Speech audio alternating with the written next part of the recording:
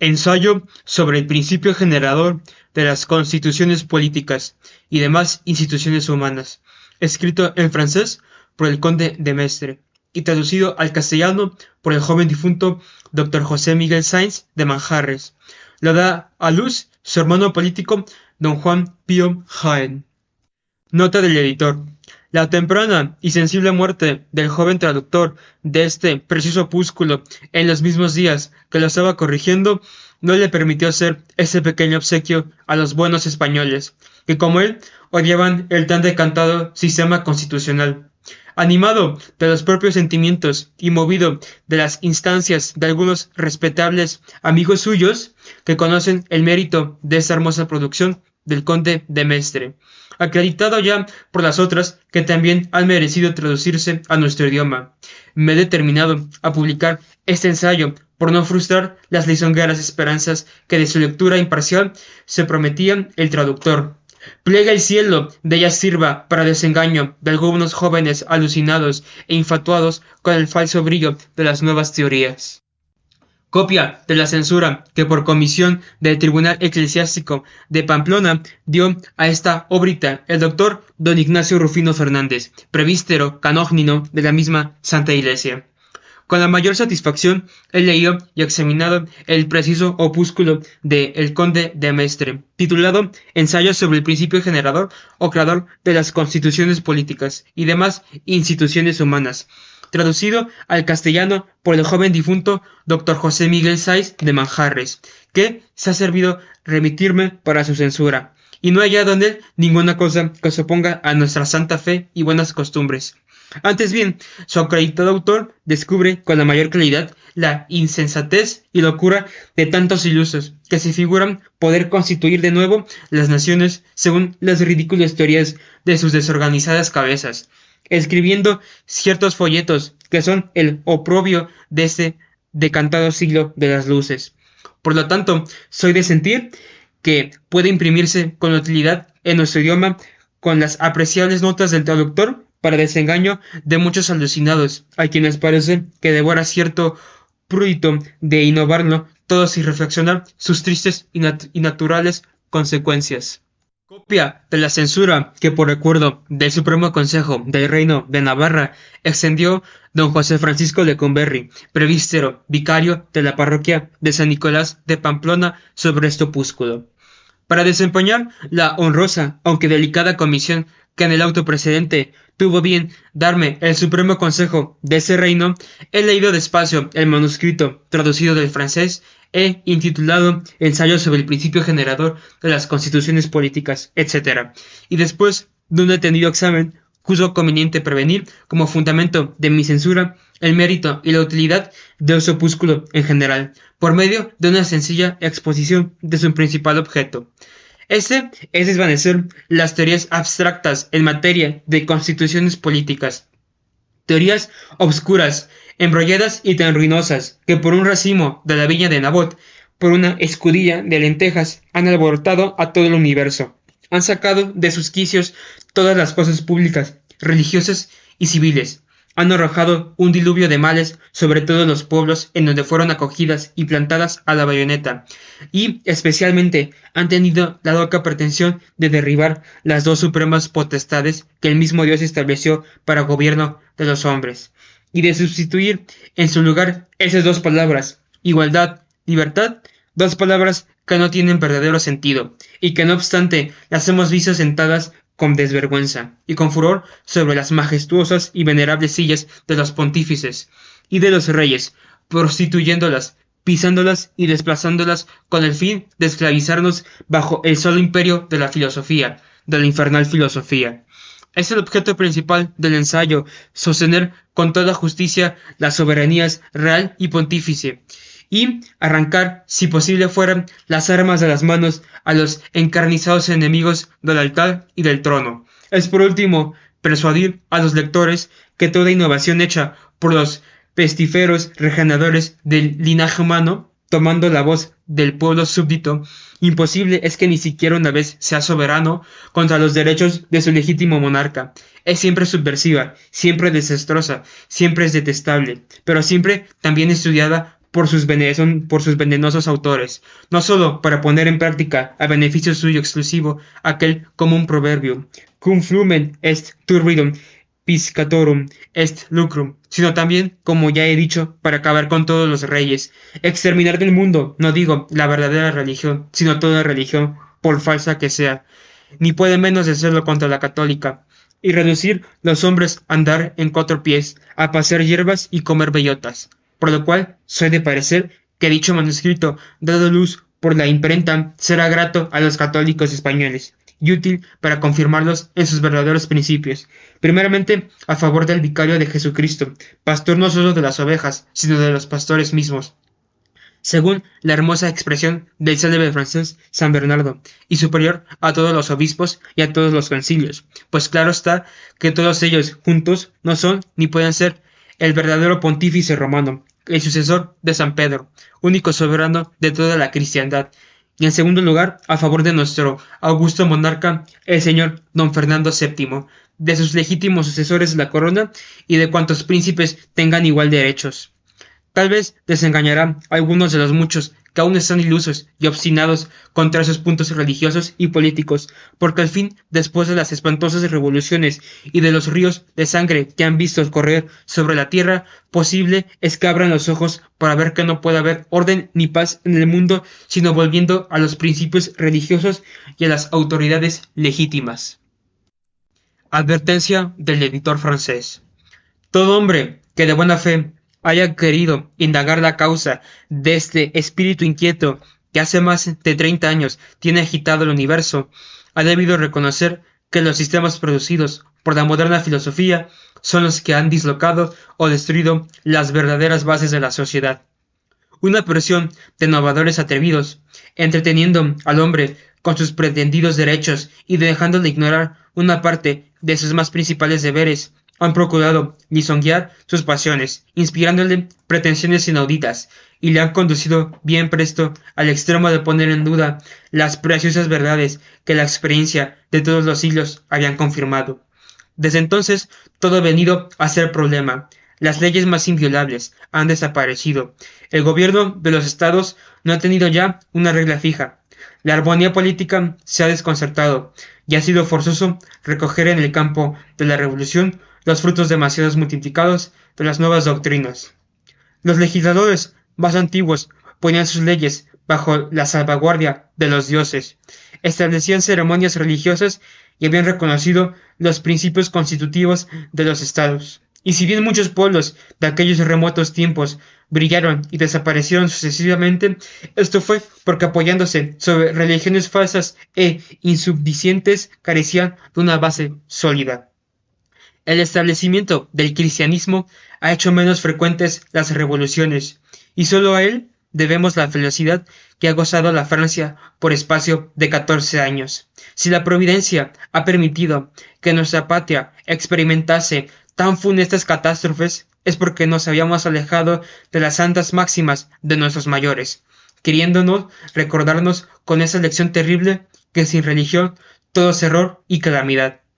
Esta primera verdad, de donde se derivan todas las demás, han sido desenvuelta por el señor de Maistre, con igual fuerza que lógica en su obrita titulada Ensayo sobre el principio generador de las constituciones políticas, aunque ya la había esclarecido en sus consideraciones sobre Francia. Ha creído, no obstante, de hacerla algo objeto de un tratado separado, para darla todavía un nuevo carácter de evidencia, desnudándola de todas las circunstancias particulares que parecían aplicarla únicamente a la Revolución Francesa. Prólogo.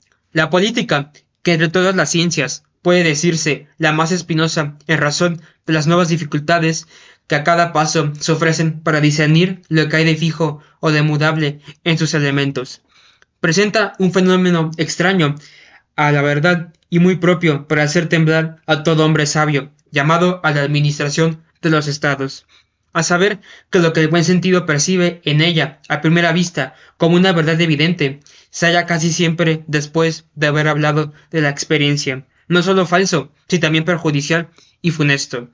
Y comenzando por las bases, si jamás se hubiese oído hablar de gobiernos y los hombres hubiesen sido convocados para deliberar, por ejemplo, sobre la monarquía hereditaria o electiva, se miraría justamente como un insensato el que se decidiese a favor de la primera, pues los argumentos contra ella se ofrecen tan naturalmente a la razón que es inútil recordarlos. No obstante, la historia, que es la política experimental, nos demuestra que la monarquía hereditaria es el gobierno más estable, el más feliz, el más natural del hombre. Así, por el contrario, la electiva es la peor forma de gobierno que se conoce. En punto de población de comercio, de leyes prohibitivas y otros mil asuntos importantes, la más plausible teoría se halla casi siempre en contradicción y anulada por la experiencia. Citemos algunos ejemplos. ¿Cómo será poderoso un Estado?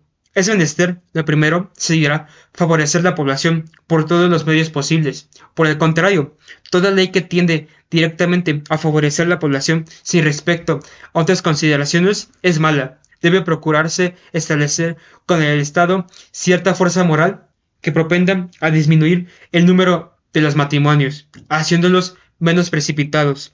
La ventaja o exceso de los niños que nacen sobre los que mueren no prueba por lo común, sino el número de los miserables. Los economistas franceses hicieron en bosquejo la demostración de esas verdades, si bien los bellos trabajos del señor Malthus han logrado acabarla. ¿Cómo se evitará la carestía y el hambre? No hay cosa más sencilla al parecer, proviendo de la exportación de granos, pues de contrario, debe concederse un premio a aquellos que los exportan. El ejemplo y la autoridad de Inglaterra nos ha forzado a convenir con esa paradoja. ¿Cómo se sostendrá el cambio en favor de un país? Impidiendo se responderá la extracción de numerario y velando por medio de leyes represivas y fuertes para que el Estado no compre más de lo que vende. Todo lo contrario, pues cuantas veces han empleado estos medios, su resultado fue hacer bajar el cambio, o lo que es lo mismo, aumentar la deuda de la nación, y nunca se tomará el rumbo opuesto sin hacerlo subir. Esto es, sin patentizar el aumento del crédito de la nación sobre sus vecinos. Pero donde con más frecuencia tiene lugar la observación de que se trata es precisamente en lo más sustancial y fundamental de la política, quiere decir, en la constitución misma de los imperios. He oído decir que los filósofos alemanes inventaron la palabra metapolítica, por ser a lo de la política lo que la metafísica es a la física, y en verdad que no puede darse una expresión más adecuada para significar la metafísica de la política, porque es indudable que esa ciencia existe y que merece toda la atención de los observadores. Un escritor anónimo que dedicó gran parte de sus tareas a este género de observaciones y a sondear los fundamentos ocultos del edificio social, se creyó a fines del siglo pasado con derecho de avanzar como otros tantos axiomas incontestables las siguientes proposiciones diametralmente opuestas a las teorías del tiempo. Primera, ninguna constitución puede ser el resultado de una deliberación. Los derechos de los pueblos o no se han escrito jamás o solo como simples declaraciones de derechos anteriores no escritos. Segundo, la acción humana está circunscrita para esos casos en términos de que los agentes son solo circunstancias. Tercera, los derechos propiamente tales de los pueblos traen casi siempre su origen de la concesión de los soberanos, y entonces puede constar de ellos históricamente, pero los derechos del soberano y de la aristocracia no tienen data ni autores conocidos. Cuarto, estas mismas concesiones han sido presididas constantemente de un estado de cosas que las han necesitado y que no dependían del soberano. Quinta, aunque las leyes escritas no sean más que declaraciones de derechos anteriores, sin embargo, falta mucho para que todos esos derechos puedan escribirse. Sexta, tanto es más débil una institución cuanto más se escribe. Séptima, ninguna nación puede darse a sí misma la libertad si no la tiene, pues la influencia humana no se extiende más que a desenvolver los derechos existentes. Octava, los legisladores propiamente tales son unos hombres extraordinarios, que sin duda solo pertenecen al mundo antiguo y a la primera edad de las naciones. Novena, esos legisladores, con todo su maravilloso poder, no han hecho otra cosa que reunir los elementos preexistentes, obrando siempre a nombre de la divinidad. Décimo, la libertad, en cierto sentido, es un don de los reyes, pues por ellos fueron constituidas casi todas las naciones libres. Undécimo, jamás hubo una nación libre que no tuviese en su constitución natural el germen de la libertad, tan antiguo como ella misma, y ninguna ha pretendido eficazmente desenvolver por medio de leyes fundamentales escritas otros derechos que los que ya existían en su constitución natural. 12. Una asamblea cualquiera de hombres no puede constituir a una nación. Semejante empresa debe ocupar un lugar distinguido entre los actos más extravagantes de locura. Desde el año 1796, en que se hizo la primera edición de la obra que citamos, no creemos que haya ocurrido en el mundo cosa que pudiese obligar al autor a retractarse de su teoría. Creemos, por el contrario, que ahora más que nunca convendrá desenvolverla en todas sus partes y seguirla en todas sus consecuencias. Y con efecto, una de las más importantes es, sin duda, la que se halla enunciada al capítulo 10 de dicha obra en estos términos. El hombre no puede constituir a un soberano. Lo más que podrá es servir de instrumento para desposeerle y trasladar sus estados a manos de otro soberano hecho, ya príncipe. Por lo demás, nunca ha existido una familia soberana a la que pueda asignarse su origen plebeyo. Si apareciese un fenómeno semejante, formaría época en el mundo. Reflexiones que la justicia divina acaba de confirmar esa tesis del mundo más solemne. Pero, ¿quién sabe si la ignorante veleidad de nuestro siglo dirá todavía en tono grave si Napoleón hubiese querido aún sería emperador de los franceses? Así como está repitiendo después de los siglos si Ricardo Cromwell hubiese tenido el genio de su padre, hubiera fracasado el protectorado de su familia. Más esto en subsistencia quiere decir, si esa familia no hubiese dejado de reinar, aún reinaría. Escrito está, yo soy quien hago los soberanos, y no se piense que esta es una frase de iglesia o una metáfora de predicador. Es la verdad literal, sencilla y palpable. Es una ley del mundo político. Dios hace los reyes al pie de la letra. Él prepara las estirpes reales. Él las sazona en medio de una nube que oculta su origen. Aparecen luego coronadas de gloria y honor. Colócanse en el lugar que les corresponde. Y aquí la señal más grande de su legitimidad. Se avanzan como por sí mismas, sin violencia por una parte y sin deliberación marcada por otra, con una especie de tranquilidad majestuosa que no es dado explicar. Usurpación legítima sería la expresión más propia, si no pareciese demasiado aventurada para caracterizar el origen de esas dinastías, que el tiempo se apresurará a consagrar. No nos dejemos, pues, deslumbrar con apariencias humanas por brillantes que sean. ¿Quién es más feliz en reunirlas que ese personaje extraordinario, cuya caída resuena todavía hoy en Europa? Hubo jamás una soberanía, al parecer más afianzada, una reunión más grande de medios. Un hombre es más fin, más poderoso, más activo, más temible. No vimos por largo tiempo 20 naciones diferentes holladas bajo sus pies sin atreverse a respirar, asombradas de terror y espanto. No vimos su poder colosal echar unas raíces tan profundas que podían hacerse desesperar a la misma esperanza. Con todo eso, él cayó, y cayó tanto que al contemplarlo huye presurosa la compasión por no sentirse conmovida. Pero no nos desviamos del asunto. En cierta órbita conocida de muy pocas personas en San Petersburgo, había dicho el autor en 1810, cuando dos partidos chocan en una revolución y se ven caer de una parte preciosas víctimas, bien puede asegurarse que ese partido saldrá victorioso, a pesar de todas las apariencias contrarias. Es una excepción cuya verdad acaba de justificarse del modo más brillante y menos previsto. El orden natural tiene sus leyes como el físico, y la investigación de esas leyes es la verdad muy digna de ocupar la atención de un verdadero filósofo. Después de un siglo entero empleando en futilidades criminales, tiempos ya de recordar lo que somos y de elevarnos hasta el verdadero origen de las ciencias. Esto es lo que movió al autor de ese opúsculo a permitir que se extrajese de una cartera, temeroso de haberlo detenido más de 5 años. La amistad ha provocado su publicación según se escribió en aquella época, y sin retocarse por el autor, más como quiere que sea, el espíritu que le ha dictado goza de un privilegio conocido.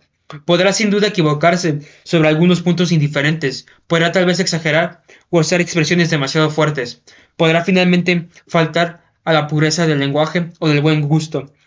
Si así fuese, la maligna crítica lograría esta ventaja, pero siempre quedará el autor la esperanza más bien fundada de no haber ofendido a nadie, porque ama a todos sin excepción, y además la certeza de interesar a una clase de hombres bastante numerosa y muy digna de aprecio, sin perjudicar jamás ni a uno solo. Esa perfección tranquiliza sobremanera el espíritu.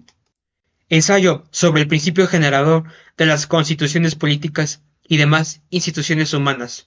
Primero, uno de los grandes errores del siglo que hizo profesión de todos ha sido el creer que una constitución política podía ser escrita y creada a priori, mientras que la razón y la experiencia se reúnen para demostrar que una constitución es obra de solo Dios y que precisamente lo más fundamental y esencialmente constitucional de las leyes de una nación no puede ser escrito.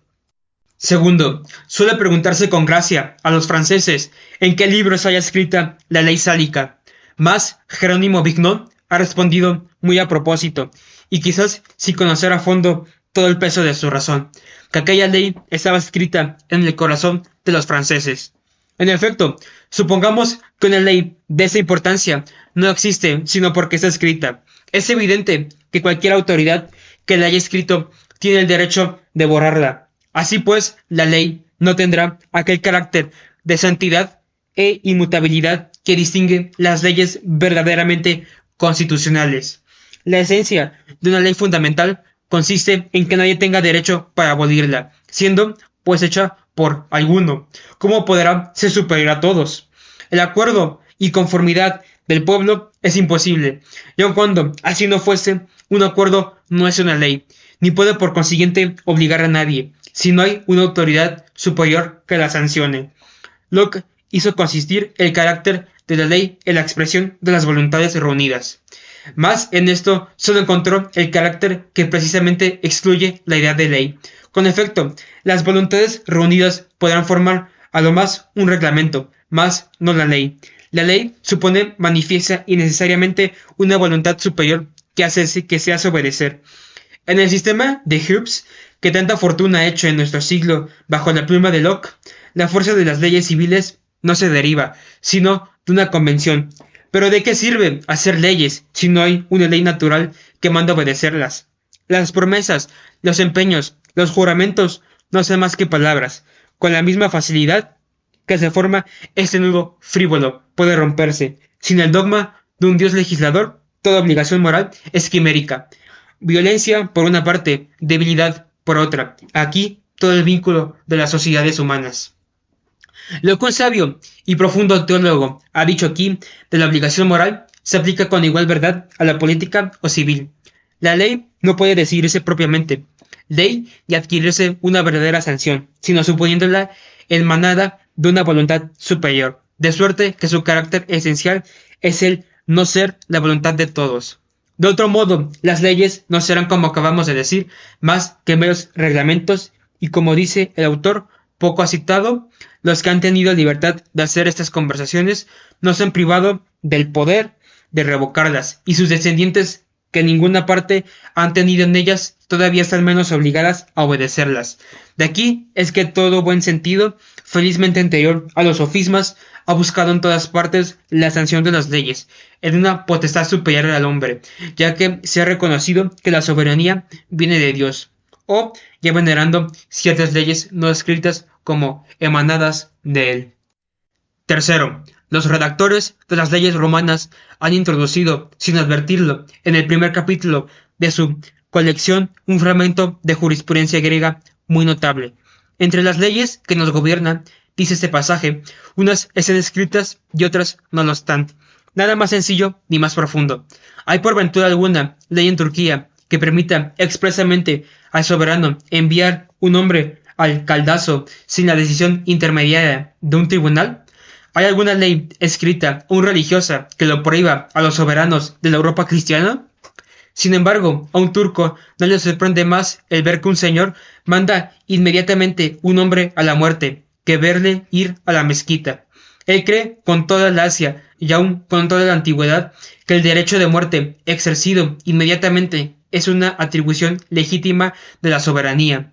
pero nuestros príncipes se estremecerían a la sola idea de condenar por sí mismos a un hombre a la muerte, porque según nuestro modo de ver, esa condenación se miraría como un asesinato abominable, y no obstante, yo dudo que fuese posible el prohibírselo por una ley fundamentalmente escrita, sin acarrear al Estado mayores males que los que se quisiesen evitar. Cuarto, pregúntense a la historia romana cuál era el poder del Senado. Ella quedará enmudecida, por lo menos en cuanto a fijar sus precisos límites. En general, nos dice que el poder del pueblo y del Senado se balanceaban mutuamente y que no cesaban de combatirse, que el patriotismo o la apatía, la debilidad o la violencia terminaban estas luchas peligrosas, pero nada más sabemos. Recorriendo estas grandes escenas de la historia, se siente uno a veces tentado a creer que las cosas irían mucho mejor si hubiese leyes para circunscribir los poderes, mas ese sería un gran error, porque semejantes leyes, hallándose comprometidas a cada instante por casos inseparados y por excepciones forzosas, o no hubieran durado 6 meses o habrían trastornado la República. Quinta, la Constitución inglesa, como más cercana a nosotros, será la mejor prueba. Examínesela atentamente y se verá que su marcha consistente precisamente en no marchar, y si es permitido este juego de palabras, ella no se sostiene sino a fuerza de excepciones. La ley de habeas corpus, por ejemplo, que ha sido tantas veces y por tanto tiempo suspendida, que justamente ha podido dudarse si la excepción había venido a ser la regla. Supongamos por un momento que los autores de ese famoso acto hubiesen tenido la pretensión de fijar los casos en que se podía ser suspendido. Ellos lo hubieran aniquilado por el mismo hecho. Sexto, en la sesión de la Cámara de los Comunes de 26 de junio de 1807, citó un North la autoridad de un gran hombre de Estado para probar que el rey no tiene derecho de disolver el Parlamento mientras duran sus sesiones. Esta opinión fue desechada al momento. Más que con qué ley. Pónganse alguno a hacerla y a fijar exclusivamente por escrito el caso en que el rey tiene este derecho. Él provocará una revolución. El rey, dijo entonces uno de los miembros, tiene ese derecho en cualquier ocasión de importancia. ¿Pero qué se entiende o cuándo se verifica esta ocasión importante? Pruébese a alguien a decirla por escrito. Séptimo, pero aún se encuentra otra cosa más singular. Todos saben la gran cuestión agitada con tanto calor en Inglaterra el año 1806. Discutiese sobre si el obtener al mismo tiempo un empleo de judicatura y una silla en el Consejo Privado era compatible o no con los principios de la Constitución inglesa. En la sesión de esa misma Cámara de los Comunes del 3 de marzo, un miembro observó que la Inglaterra es gobernada por un cuerpo, el Consejo Privado, que la Constitución ignora. Ella no hace más, añadió, que dejarle obrar. Véase, pues, en la sabia y justamente alabada Inglaterra, un cuerpo que gobierna y que realmente lo hace todo, pero que la Constitución no conoce. Delolme se olvidó de este hecho, que yo pudiera apoyar con otros muchos. En vista de esto, que vengan a hablarnos de constituciones escritas y de leyes constitucionales hechas a priori, no se concibe ciertamente como un hombre sensato. Puede soñar la posibilidad de semejante quimera. Si se tratase de hacer una ley en Inglaterra para dar una asistencia constitucional al Consejo Privado y para reglar y circunscribir con precisión sus atribuciones y privilegios con las precauciones necesarias para limitar su influencia e impedir el abuso de ella, llegaría a arruinarse el Estado. La verdadera Constitución inglesa es aquel espíritu público admirable, único en su especie, infalible, superior a todo elogio, por lo cual todo se dirige, todo se conserva y todo se salva. Lo que está escrito no vale nada. Octavo. A fines del siglo pasado se gritó altamente contra un ministro, porque había concebido el proyecto de introducir esta misma Constitución inglesa, o lo que se llamaba con ese nombre, en un reino que estaba en convulsión, y que, con cierta especie de furor, pedía una, cualquiera que fuese. El ministro padeció en ello un error, si así quiere decirse, aunque disimulable, especialmente cuando se camina de buena fe.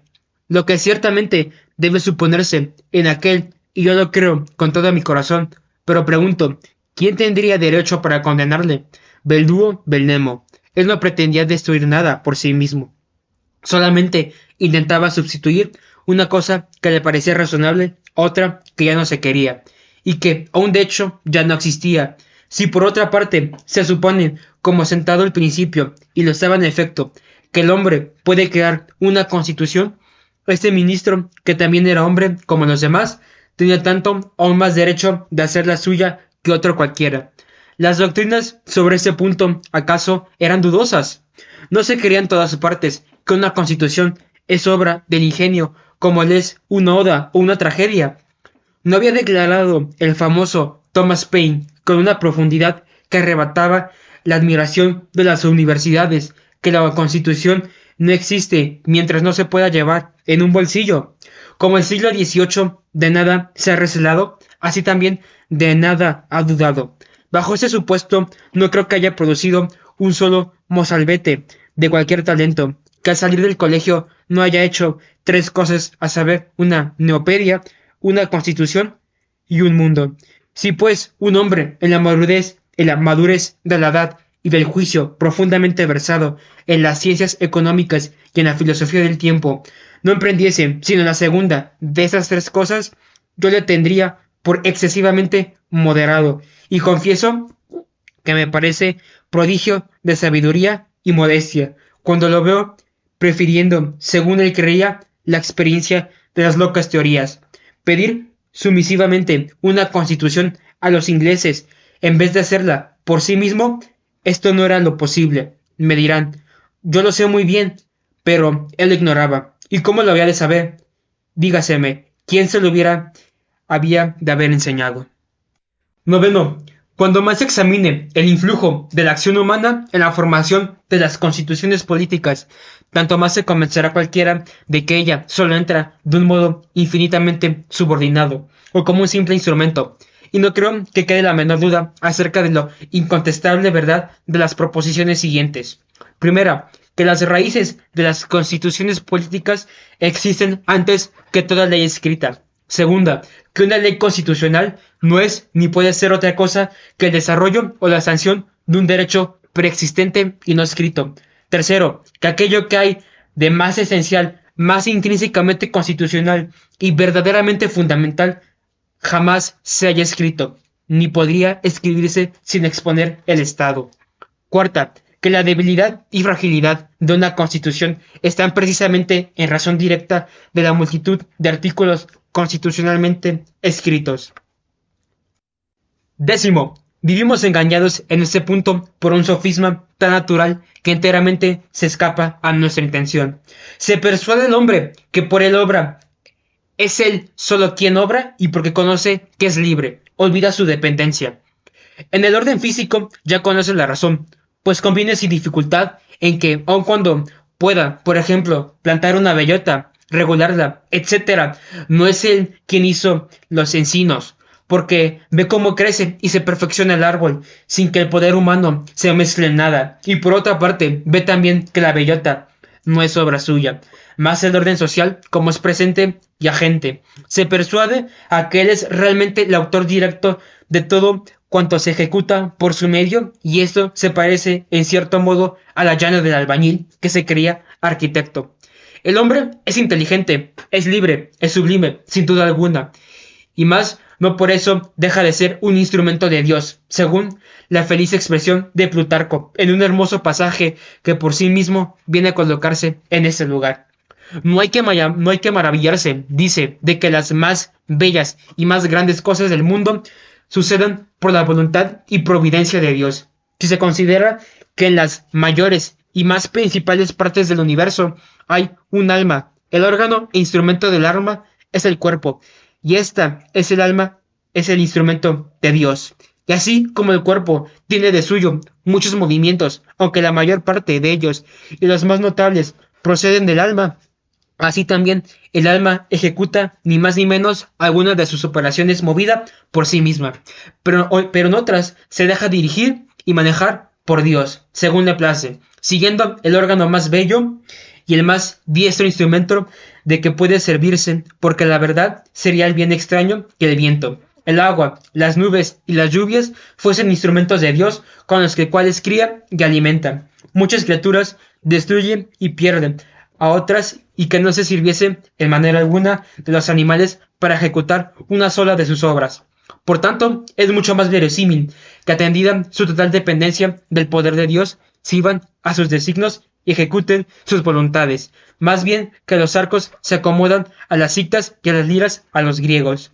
Nada puede decirse mejor, ni creo que esas bellas reflexiones tengan en ninguna otra parte una aplicación más justa que en la formación de las constituciones políticas, donde puede decirse con igual verdad que el hombre lo hace todo y no hace nada. 11. No hay una cosa más sabida que la comparación de Cicerón acerca del sistema de Epicuro, quien pretendía haberse formado el mundo con el choque fortuito y casual de los átomos en el aire. Antes me harían creer, decía aquel gran orador, que arrojadas al viento unas letras se pudiesen combinar de tal modo que al tiempo de caer formasen un poema. Millares de lenguas han repetido y celebrado este pensamiento. Mas a pesar de esto, observo que a nadie ha ocurrido hasta ahora darle el complemento que le falta. Porque supongamos que de lo alto de una torre se dejan caer a manos llenas unos caracteres de imprenta, y que llegando a la tierra vienen a formar la Atalia de Racine. ¿Qué resultará aquí? Que una inteligencia superior ha presidido a la caída y combinación de esos caracteres. El buen sentido jamás inferirá otra cosa. 12. Reflexionemos ahora sobre una constitución cualquiera, la de Inglaterra, por ejemplo. Es cierto que ella nunca ha sido creada a priori, jamás tuvo una reunión de hombres de Estado que se dijeran, vamos a crear 3 poderes y balancearlos de esta o de la otra manera. Nadie ha pensado en tal cosa. Aquella constitución es obra puramente de las circunstancias y el número de estas es infinito. Las leyes romanas, las eclesiásticas, las feudales, las costumbres de los sajones, normandos y daneses, los privilegios, las preocupaciones, pretensiones de todas las clases, las guerras, tumultos, revoluciones, conquistas y cruzadas, todas las virtudes, los vicios, los conocimientos, los errores y las pasiones, todos los elementos, en fin, obrando juntos y formando por su mezcla y acción recíproca 1000 y 1000 combinaciones multiplicadas, han venido a producir al cabo de muchos siglos la unidad más complicada, el más bello equilibrio de fuerzas políticas que jamás se vio en el mundo. 13. Ahora bien, esos elementos, así arrojados en el espacio, han formado un compuesto tan bello, sin que entre la multitud innumerable de hombres que han obrado en este vasto campo, uno solo siquiera haya sabido lo que hacía con relación al todo, ni haya previsto lo que había de resultar de donde se siguiese que dichos elementos eran guiados en su caída por una mano infalible y superior al hombre.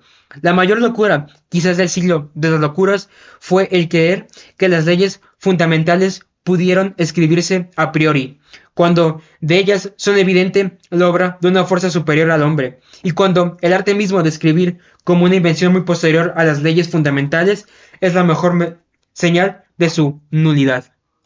14. Es muy de notar que habiéndose dignado Dios hablar a los hombres, ha manifestado por sí mismo estas verdades en las 2 revelaciones que su bondad tenemos recibidas.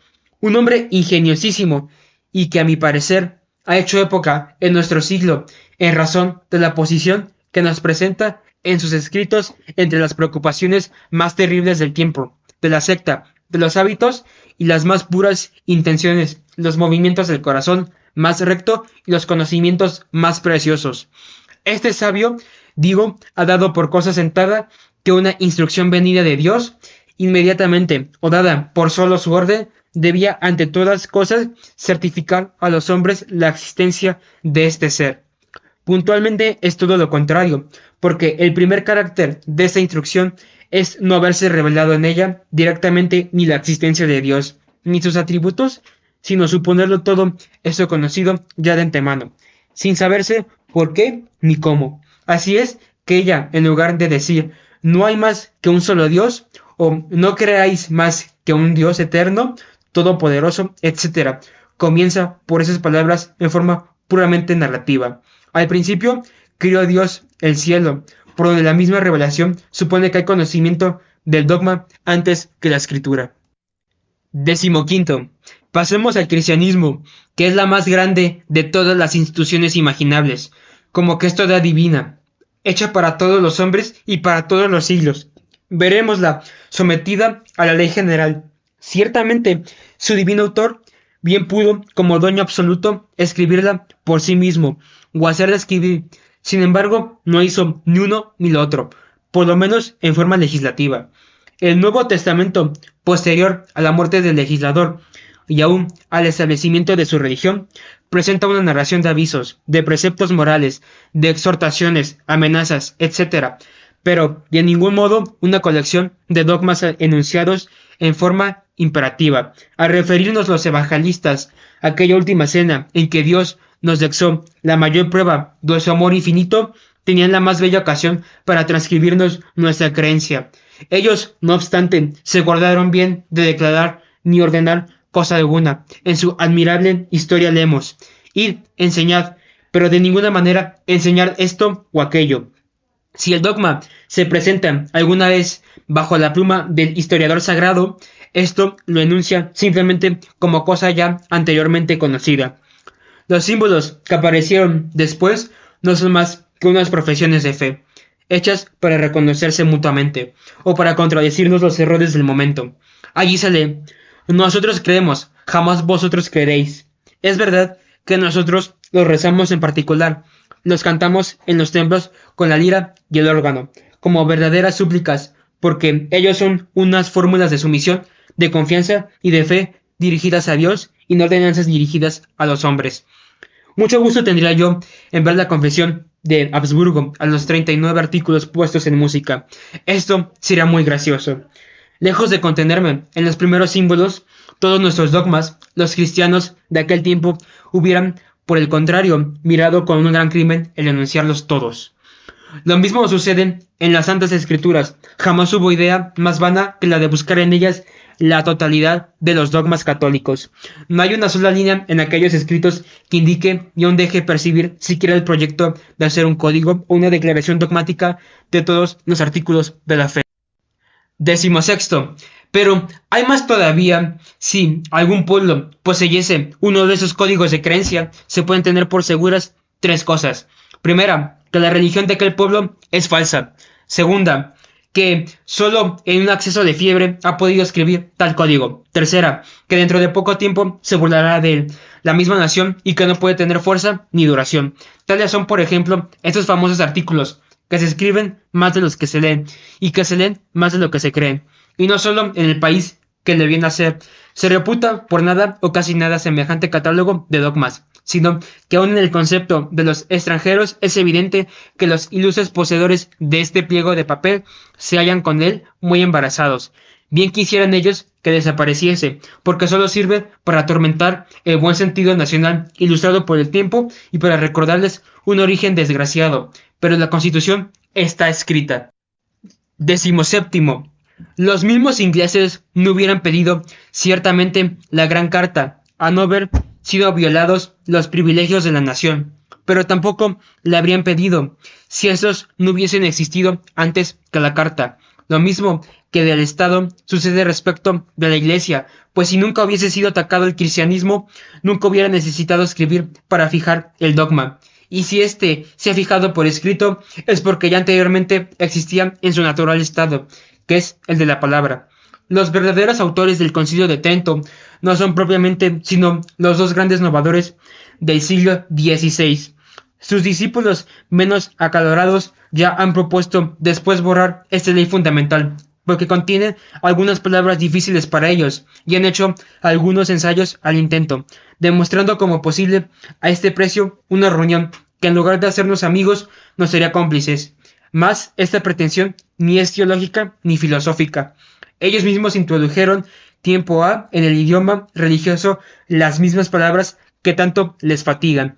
Lo que deseamos es que aprendieran hoy a pronunciarlas. La fe sería 1000 veces más angélica si la sofística oposición no lo hubiera forzado a escribir.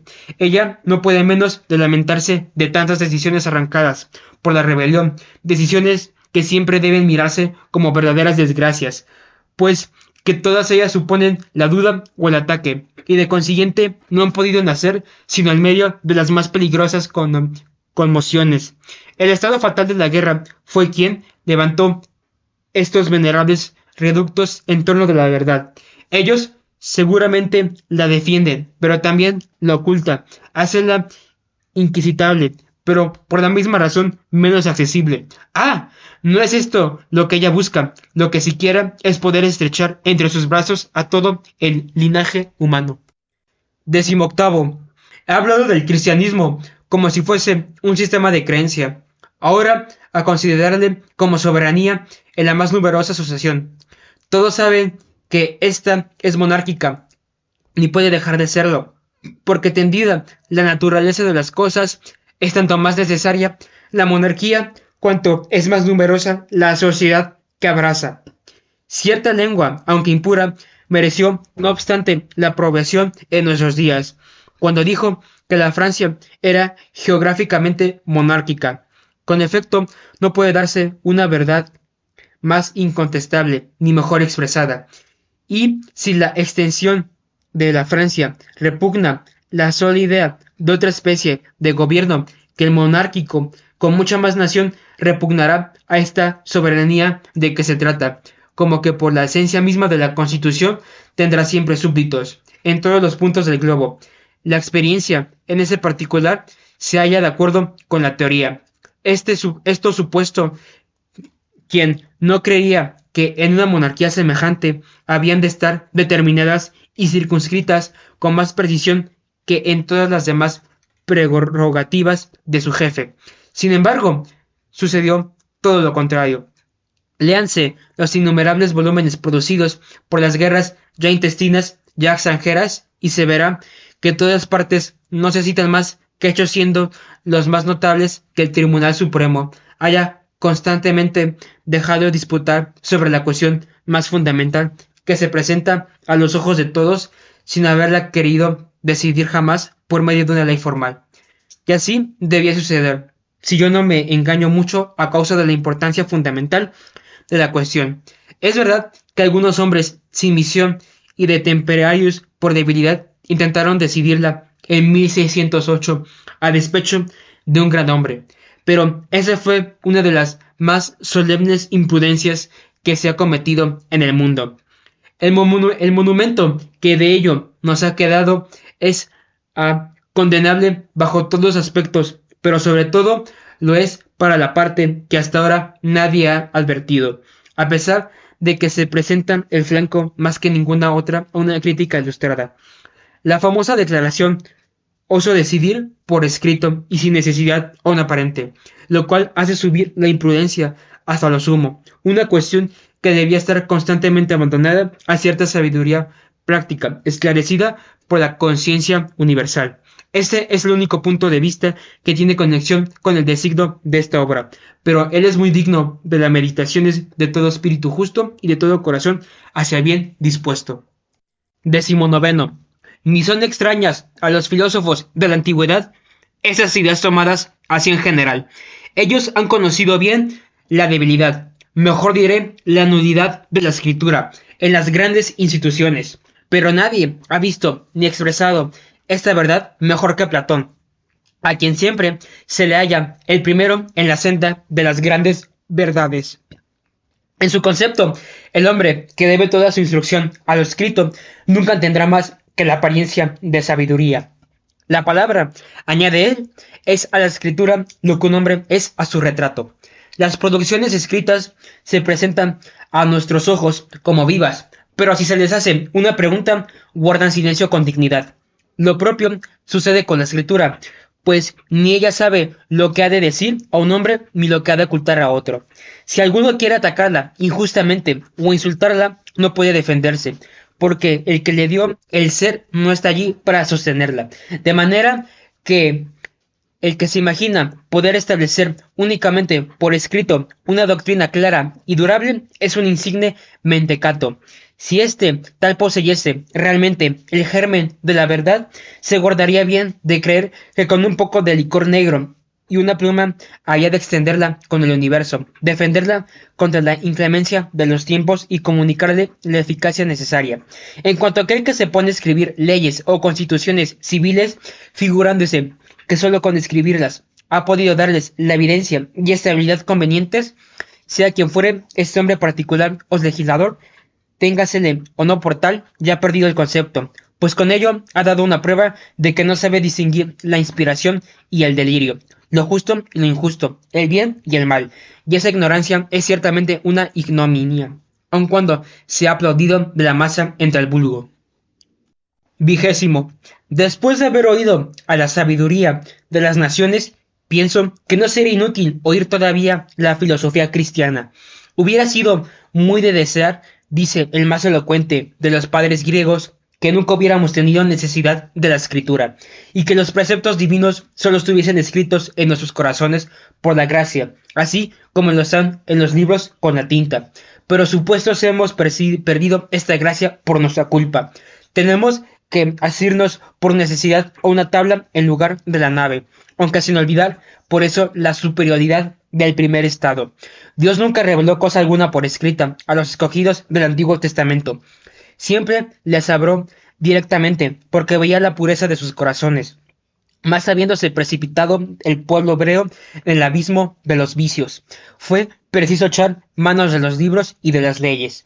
Esta misma marcha se ha repetido bajo el imperio de la nueva revelación, pues Jesucristo no ha dejado ni un solo escrito a sus apóstoles. En lugar de libros les prometió el Espíritu Santo. Les dijo, quien os inspirará lo que habéis de decir. Pero como en la sucesión de los tiempos los hombres se hicieron culpables, rebelándose contra los dogmas y contra la moral, fue indispensable servirse de los libros. 21. He aquí reunida toda la verdad en estas dos autoridades. Ellas muestran que la profunda imbecilidad, usando el lenguaje de Platón, que nunca se altera, la profunda insensatez, de esas pobres gentes que se imaginan que los legisladores son hombres, que las leyes son de papel y que se puede constituir con tinta las naciones. Ellas, por el contrario, no demuestran que recurrir a la escritura es siempre una señal de debilidad, de ignorancia o de peligro. De cuanto es más perfecta una institución, tanto menos escribe, de manera que la única verdaderamente divina no ha escrito una sola letra al tiempo de establecerse, para hacernos conocer que toda ley escrita no es más que un mal necesario, producido por la fragilidad o por la malicia humana, y que nada vale si no ha recibido una sanción anterior y no escrita. 22. Aquí es donde se debe gemir sobre el paralogismo fundamental de un sistema que tan desgraciadamente tiene dividida la Europa. Los partidarios de este sistema han dicho, nosotros no creemos sino la palabra de Dios. Qué abuso de expresiones, qué extraña y funesta ignorancia de las cosas divinas. Nosotros solos, como los que creemos a la palabra, mientras que vosotros os obstináis en no creer sino a la escritura. Como si Dios hubiese podido o querido mudar la naturaleza de las cosas de que es autor y comunicar a la escritura la vida y eficacia que no tiene. Pues que la Santa Escritura deja de ser escritura por ser santa. No, ha sido trazada con una pluma y un poco de licor negro. ¿Sabe lo que conviene decir a un hombre y ocultar a otro? Leibniz y su criada no leían en aquella unas mismas palabras. Puede ser una escritura otra cosa que el retrato del verbo. Y aunque infinitamente diga de veneración bajo este aspecto, si se le quiere preguntar alguna cosa, no guardará un silencio divino. Finalmente, si se le ataca o insulta, podrá defenderse, estando ausente el que lo engendró. Gloria a la verdad. Si la palabra eternamente viva no vivifica la escritura, ésta jamás llegará a ser palabra. Esto es la vida. Invoquen otros, enhorabuena, cuando quieran la palabra muda. Nosotros nos reiremos de esa falsa deidad, aguardando siempre con una tierna impaciencia el momento en que sus partidarios, ya desengañados, quieren arrojarse en nuestros brazos, abiertos desde 3 siglos. 23. Todo buen espíritu acabará de convencerse en ese punto, a poca reflexión que haga sobre un axioma igualmente sensible por su importancia que por su universalidad, a saber, que ninguna cosa grande tiene grandes principios. No se hallará en la historia de todos los siglos una sola excepción a esta ley. Crescit, ausculto, velut albor, evo. Tal es la eterna divisa de toda la grande institución, y de aquí viene que toda institución falsa escribe mucho, porque siente su debilidad y busca dónde apoyarse. De esa verdad que acabo de enunciar resulta la indestructible consecuencia de que ninguna institución grande y real puede estar fundada sobre una ley escrita, pues que los mismos hombres, instrumentos sucesivos del establecimiento, ignoran lo que ha de venir a ser, y porque en todo orden de cosas el incremento insensible es la señal verdadera de su duración.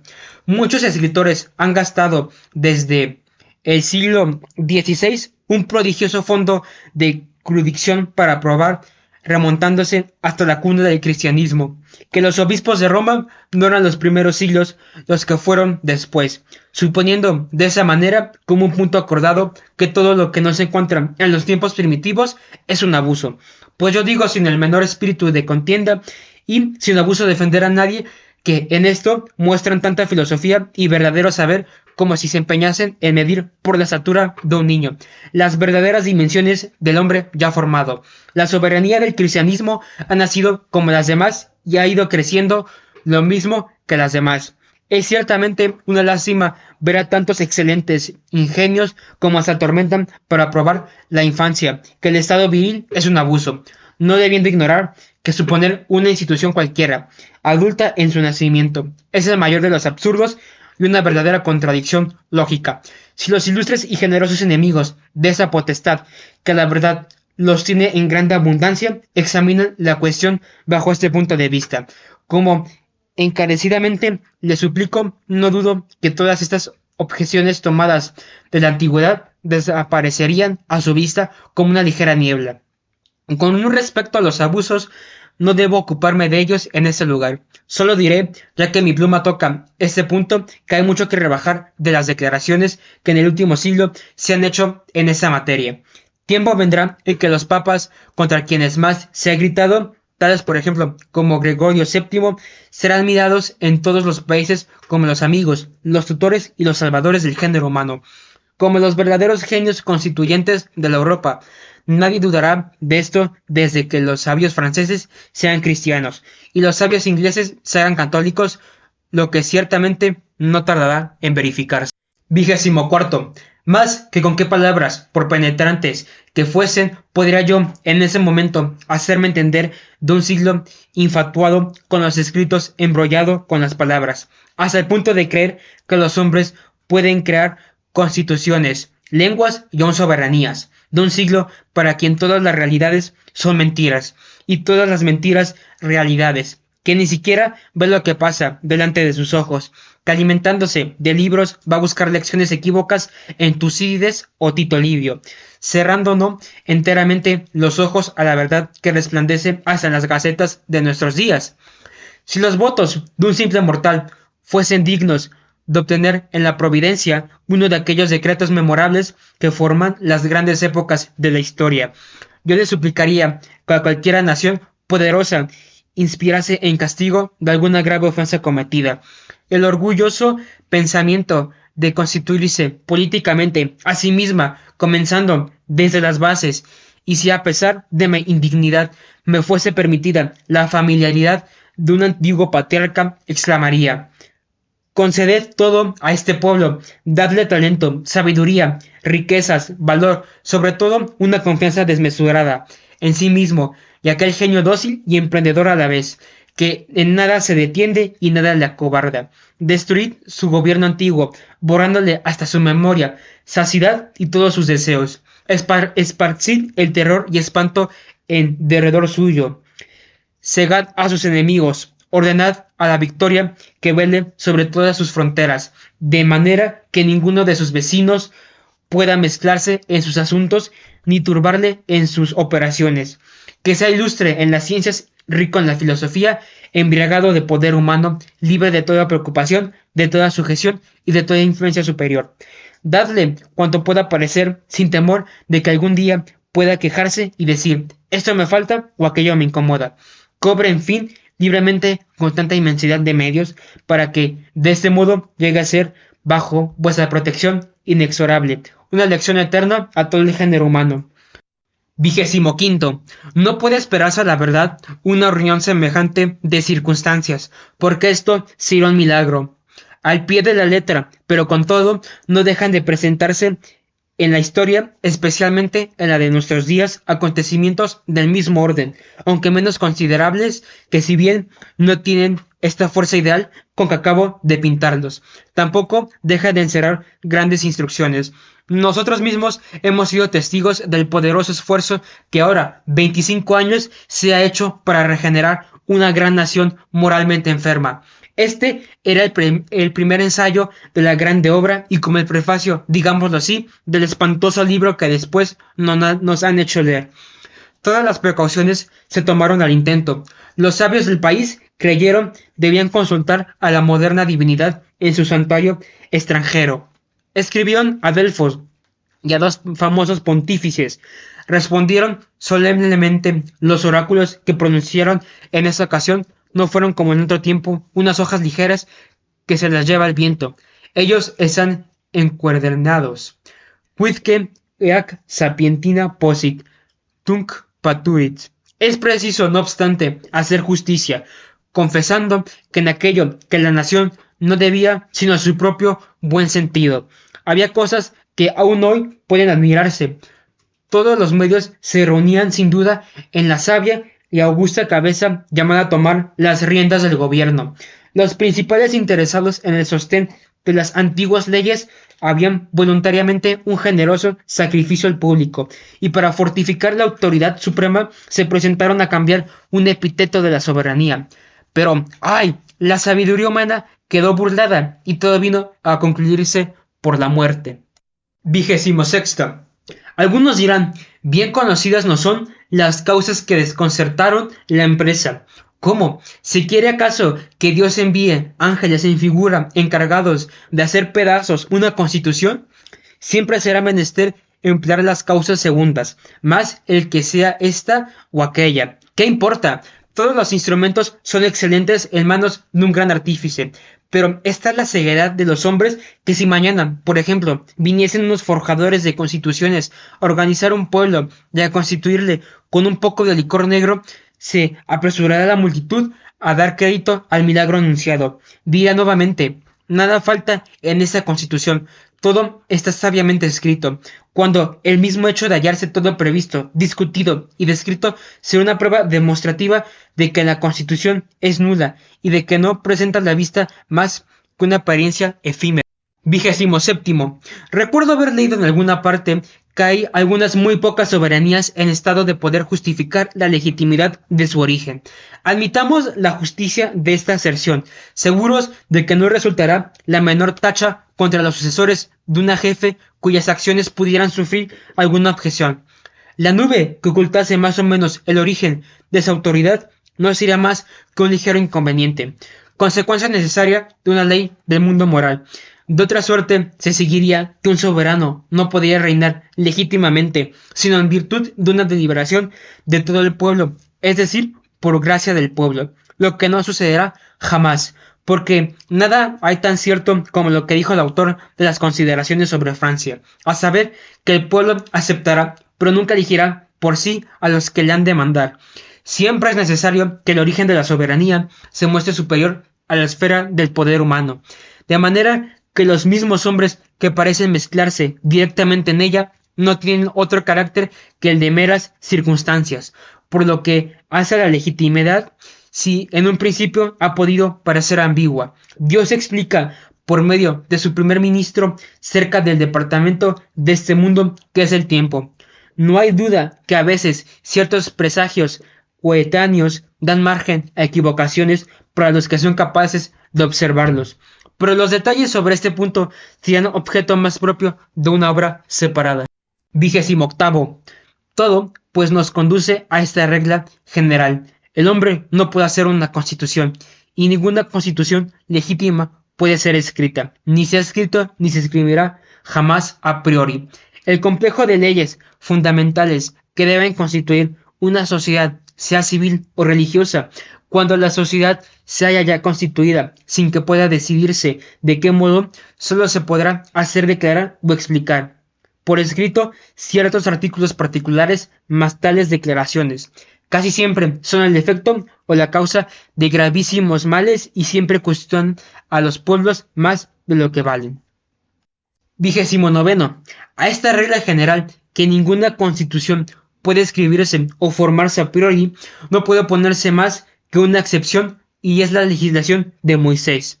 Ella sola fue arrojada como una estatua, digámoslo así, y escrita hasta en los más menudos detalles por un hombre prodigioso, a quien le bastó decir un fiat, sin que su obra haya tenido después acá necesidad de ser corregida, suplida o modificada ni por él ni por nadie. Ella es la única que ha podido desafiar a los tiempos, porque nada les debía y nada esperaba de ellos. Ella sola ha subsistido por espacio de 1500 años, y no obstante haber pasado después otros 18 siglos y haber caído sobre ella el grande anatema en el plazo prefijado. La vemos vivir aún con una segunda vida, estrechar con no sé qué lazo misterioso que no tiene nombre, las diferentes familias de un pueblo que todavía permanece dispersado, sin estar desnuido, de manera que semejante a la fuerza de atracción obra a larga distancia y forma un todo de una multitud de partes inconexas entre sí. Es pues evidente a todo entendimiento ilustrado que en esa legislación sale del círculo trazado al poder del hombre, y esta magnífica exposición de una ley general que no ha cedido más que una sola vez, y está únicamente a su autor, demuestra por sí misma la misión divina del gran legislador de los hebreos, más bien que el libro entero de aquel prelado inglés que, aunque dotado de mayor talento y de una erudición inmensa, tuvo no obstante la desgracia de apoyar una gran verdad sobre el más triste paralogismo. 30. Ahora bien, supuesta que toda constitución es divina en su principio, se sigue que el hombre nada puede hacer en este género, si no es apoyado por Dios, de quien viene a ser entonces un mero instrumento.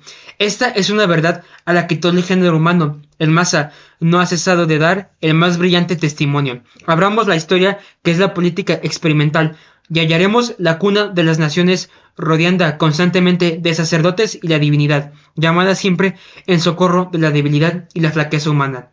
La fábula, harto más verdadera que la historia antigua, para los ojos bien dispuestos, corrobora todavía más que la demostración. Siempre es un oráculo el que funda las ciudades, quienes anuncia la protección divina y los sucesos del héroe fundador. Los reyes, principalmente jefes de los imperios nacionales, siempre son desiguales y como marcados por el cielo de un modo extraordinario. ¿Cuántos hombres superficiales se han reído de la Santa Ampolla sin reflexionar que la Santa Ampolla no es más que un jeroglífico y que no se trata sino de saber leer?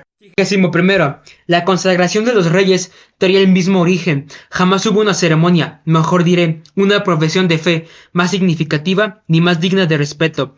Siempre el dedo más pontífice tocó la frente de la soberanía en su nacimiento. Los innumerables escritores que en tan angustas ceremonias no han visto sino miras ambiciosas y en un convenio expreso entre la superstición y la tiranía han hablado contra la verdad, y casi todos aún en contra su misma conciencia. Ese punto debería examinarse con otra detención.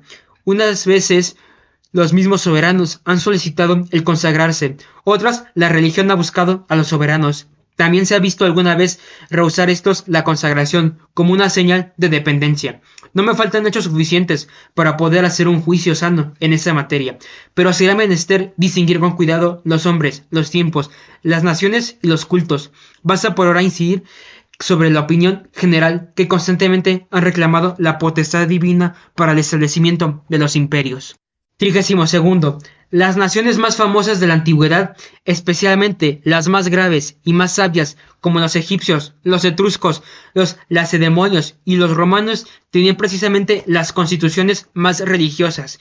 La duración de los imperios fue siempre proporcionando al grado de influencia que el principio religioso había adquirido sobre la constitución política. Los pueblos y naciones más inclinadas al culto divino han sido siempre las más durables y las más sabias. así como los siglos más religiosos han sido los que más se han distinguido por el genio. 33. Es constante que las naciones no han sido civilizadas sino por la religión.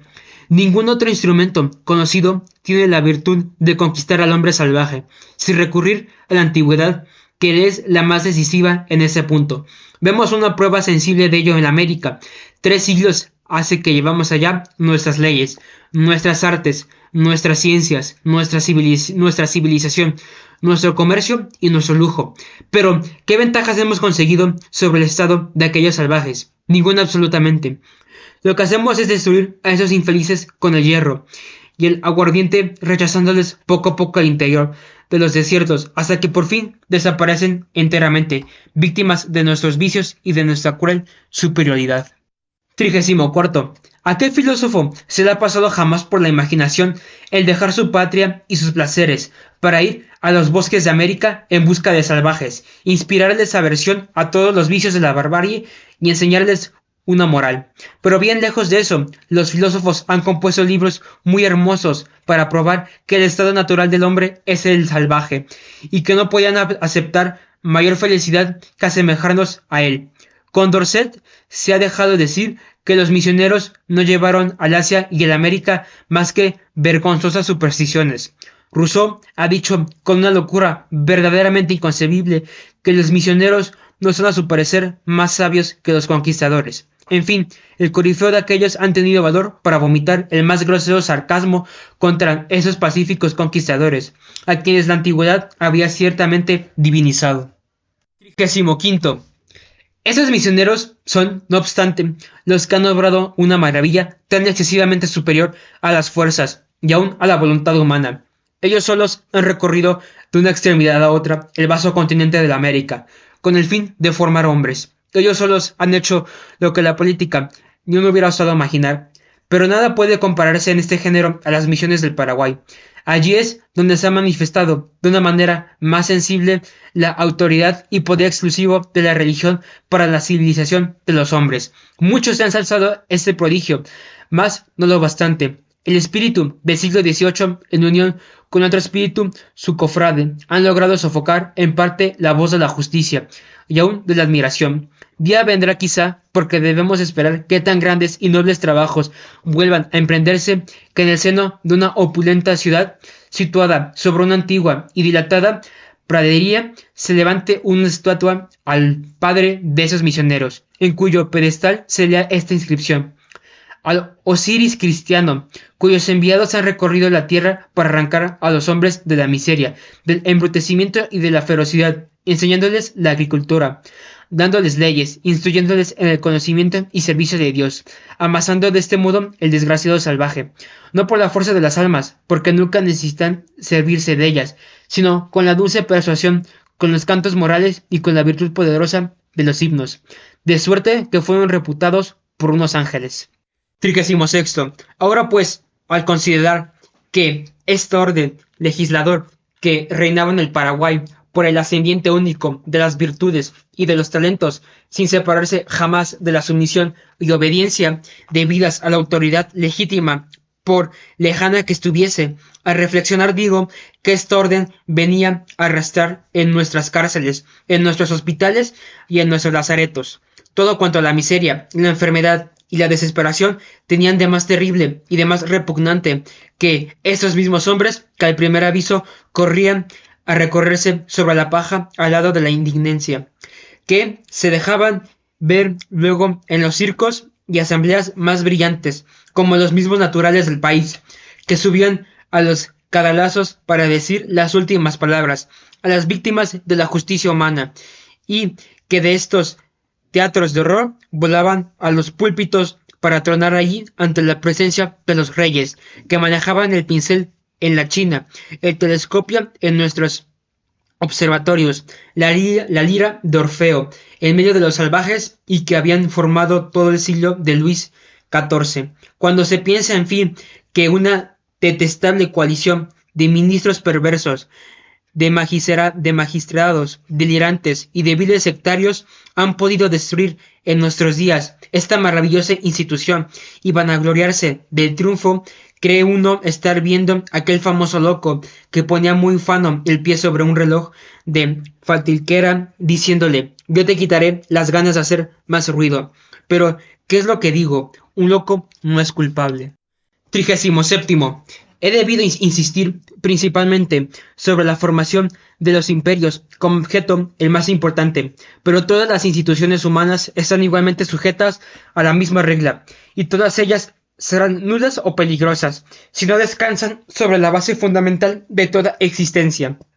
Bajo este incontestable principio que hemos de pensar de una generación que todo lo ha puesto en el aire, hasta las bases mismas del edificio social, haciendo que la educación sea puramente científica. Parece imposible llegar a engañarse de un modo más terrible, pues todo sistema de educación que no repose sobre el principio religioso caerá al menor impulso, o no hará nada más que derramar el veneno en el Estado, siendo la religión el bálsamo que impide la corrupción de las ciencias, como admirablemente dijo el canciller Bacon. 38. Suele preguntarse muchas veces, ¿por qué ha de haber una misma escuela de teología en todas las universidades? La respuesta es bien sencilla, porque así conviene para que subsista y no se corrompa la enseñanza. Primitivamente, las universidades no eran sino unas escuelas teológicas a las que vinieron a reunirse las demás facultades como súbditas cerca de una reina. El edificio de la instrucción pública colocada sobre esta base había durado hasta nuestros días. Los que le han arruinado en su país tal vez se arrepentirán de ello por largo tiempo, aunque inútilmente para abrazar una ciudad no es menester más que un niño o un insensato. Más que volverla a edificar, se necesitan arquitectos, materiales, obreros, millones y sobre todo, tiempo. 39.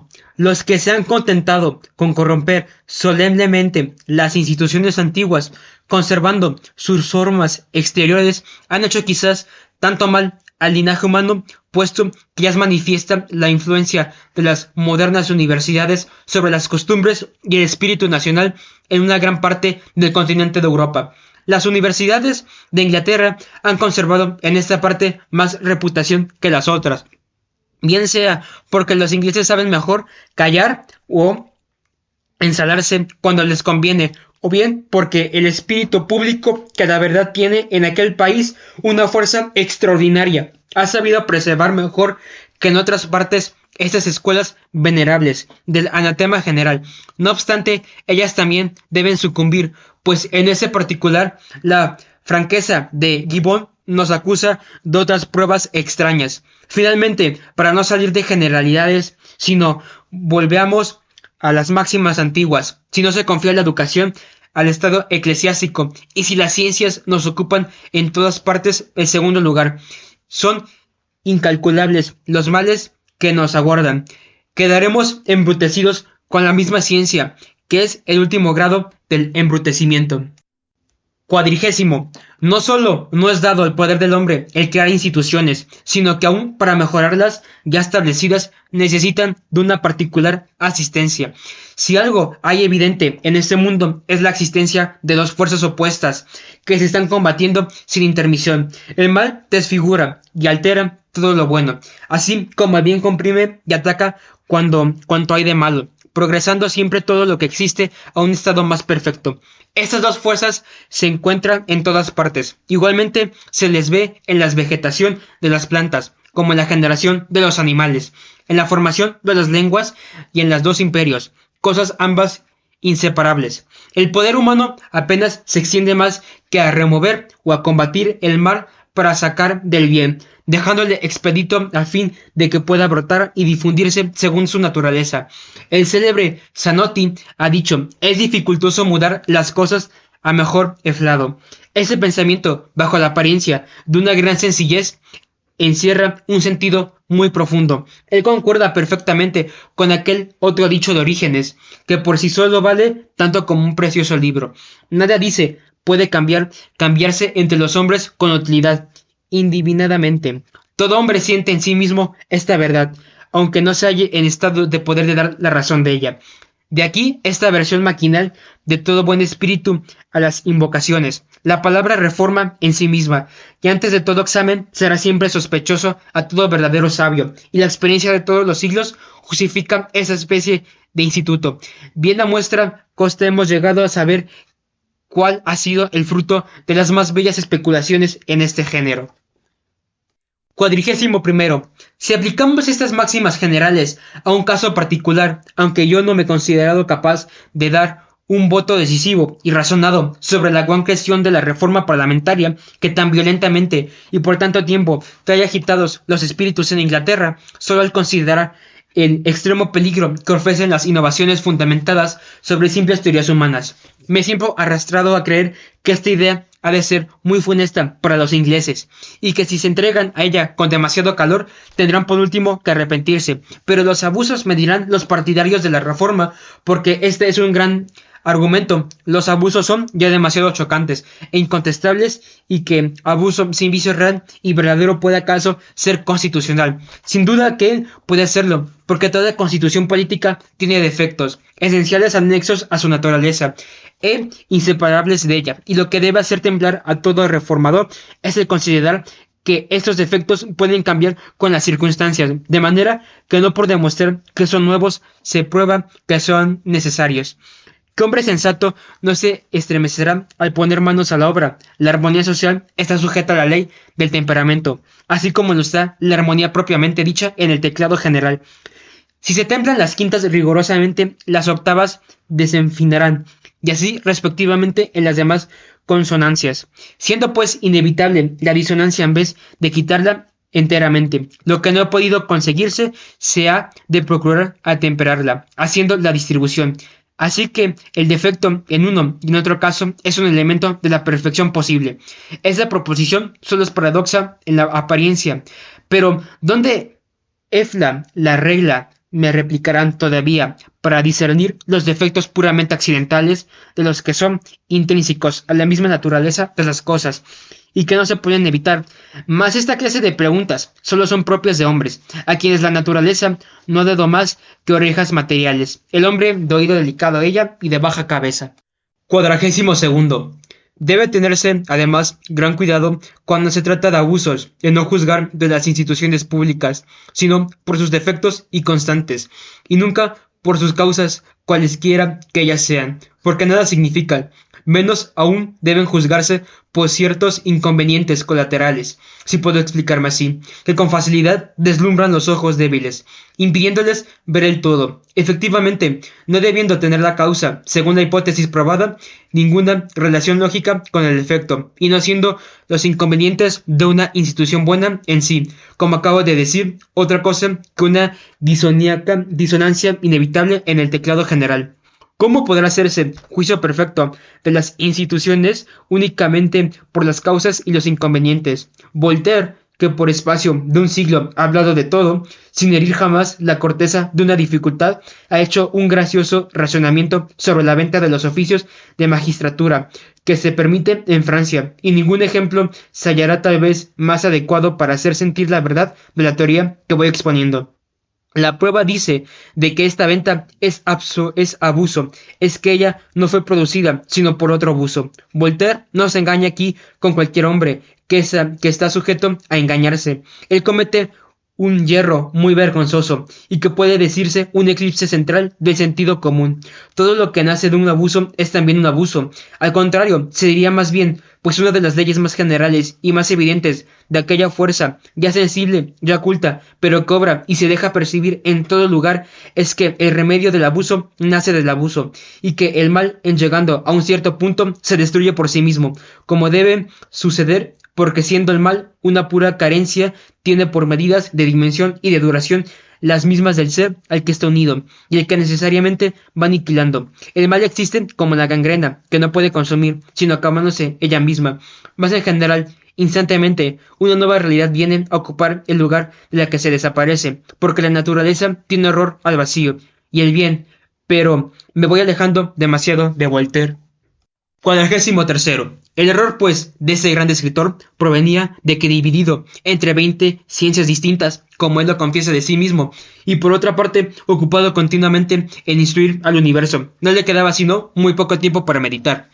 Una corte voluptuosa y disipadora, reducida a los últimos apuros por sus dilapidaciones, trata de vender los oficios de magistratura, creando de esta manera lo que jamás habría hecho libremente y con conocimiento de causa, creando, digo, una magistratura rica, inamovible e independiente, de suerte que el poder infinito que se entretiene con las cosas de este mundo se sirve de la corrupción misma para crear tribunales incorruptibles, en cuanto lo permite la flaqueza humana. No hay en verdad cosa más plausible ni más digna de la meditación de un verdadero filósofo, nada más conforme a las grandes analogías y aquella ley incontestable que hace que las instituciones más importantes no sean jamás el resultado de una deliberación, sino de las circunstancias. He aquí un problema casi resuelto. No bien se propone, como sucede a todos los demás, un país como la Francia podía ser juzgada mejor que por magistrados hereditarios. Si se decide, como supongo, por la afirmativa, es preciso proponer enseguida el segundo problema en esta forma. Habiendo de ser hereditaria la magistratura, hay el medio más ventajoso para contribuirla primero y perfeccionarla después, que el que, atesorando millones al más bajo precio en las arcas del soberano, asegura al mismo tiempo la riqueza, la independencia y aún la nobleza de los jueces superiores. No considerándose la venalidad, sino como un medio de heredar, todo espíritu justo se tranquiliza, mirándolo bajo este punto de vista que es el verdadero. El profundizar más la cuestión no es propio de este lugar. Basta lo dicho para probar que Voltaire ni siquiera llegó a divisarla. 44. Supongamos ahora, puesto al frente de los negocios, un hombre como el mismo Voltaire, reuniendo por una infeliz combinación la ligereza, la incapacidad y la temeridad. Él obrará, ciertamente, según sus locas teorías de las leyes y de abusos. Tomará dinero prestado con interés de 15% para resarcir a los magistrados titulares acreedores al 50%. Irá preparando los espíritus con una multitud de escritos pagados para insultar la magistratura y privarla de la confianza pública.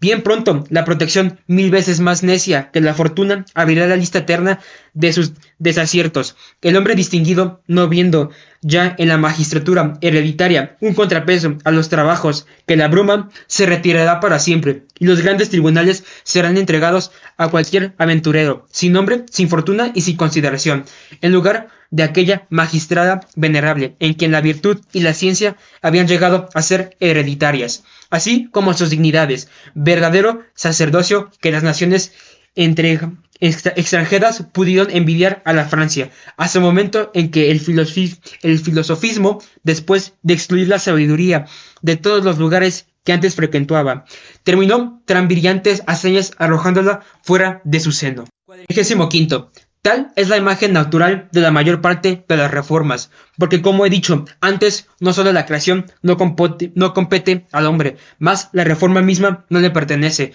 sino de un modo secundario y como una multitud de restricciones.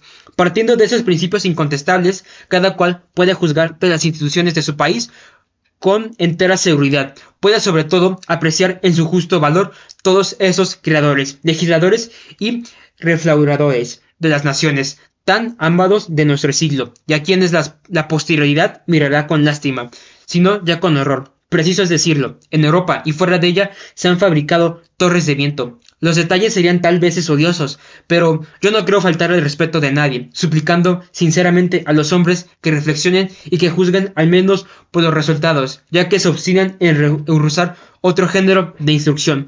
El hombre constituido en relación con su creador es sublime y su acción es creadora. Por el contrario, luego que separándose de Dios, obra con solo sus fuerzas, aunque es verdad que no deja de tener poder, porque este es un privilegio de su naturaleza, pero su acción es entonces negativa y solo se dirige a destruir. 46. No se hallará en la historia de todos los siglos un solo hecho que contradiga esas máximas. Ninguna institución humana puede ser durable si no está sostenida por la mano que sostiene todas las cosas, es decir, si no se le consagra de un modo especial en su origen. Cuanto mayor parte tenga en ella el principio divino, tanto más larga será su duración. Extraña ceguedad, por cierto, la de los hombres de nuestro siglo. Ellos hacen alarde de sus luces, cuando todo lo ignoran, pues se ignoran a sí mismo, ni saben lo que son, ni lo que pueden. Un orgullo indomable lo arrastra de contenido a trastornar todo lo que no ha nacido de ellos, y para obrar nuevas creaciones se separan del principio de toda existencia. El mismo Juan Santiago Rousseau, en medio de sus extravagantes errores, ha dicho muy bien: hombre pequeño y vano, muéstrame tu poder y yo te mostraré tu flaqueza. Con igual verdad, aunque con mayor provecho, pudiera decirse: hombre vano y despreciable, confiésame tu flaqueza y yo te mostraré tu poder. Con efecto, desde el momento en que el hombre reconoce su nulidad, ya tiene mucho adelantado, porque está muy próximo a buscar un apoyo en el que puede todo. Esto es precisamente lo contrario de lo que se ha hecho el siglo que acaba de pasar. Ah, la lástima es que no pasó sino en el calendario. Examínense todas sus empresas, todas sus instituciones, cualesquiera que sean, y se le verá constantemente ocupado en separarlas de la divinidad.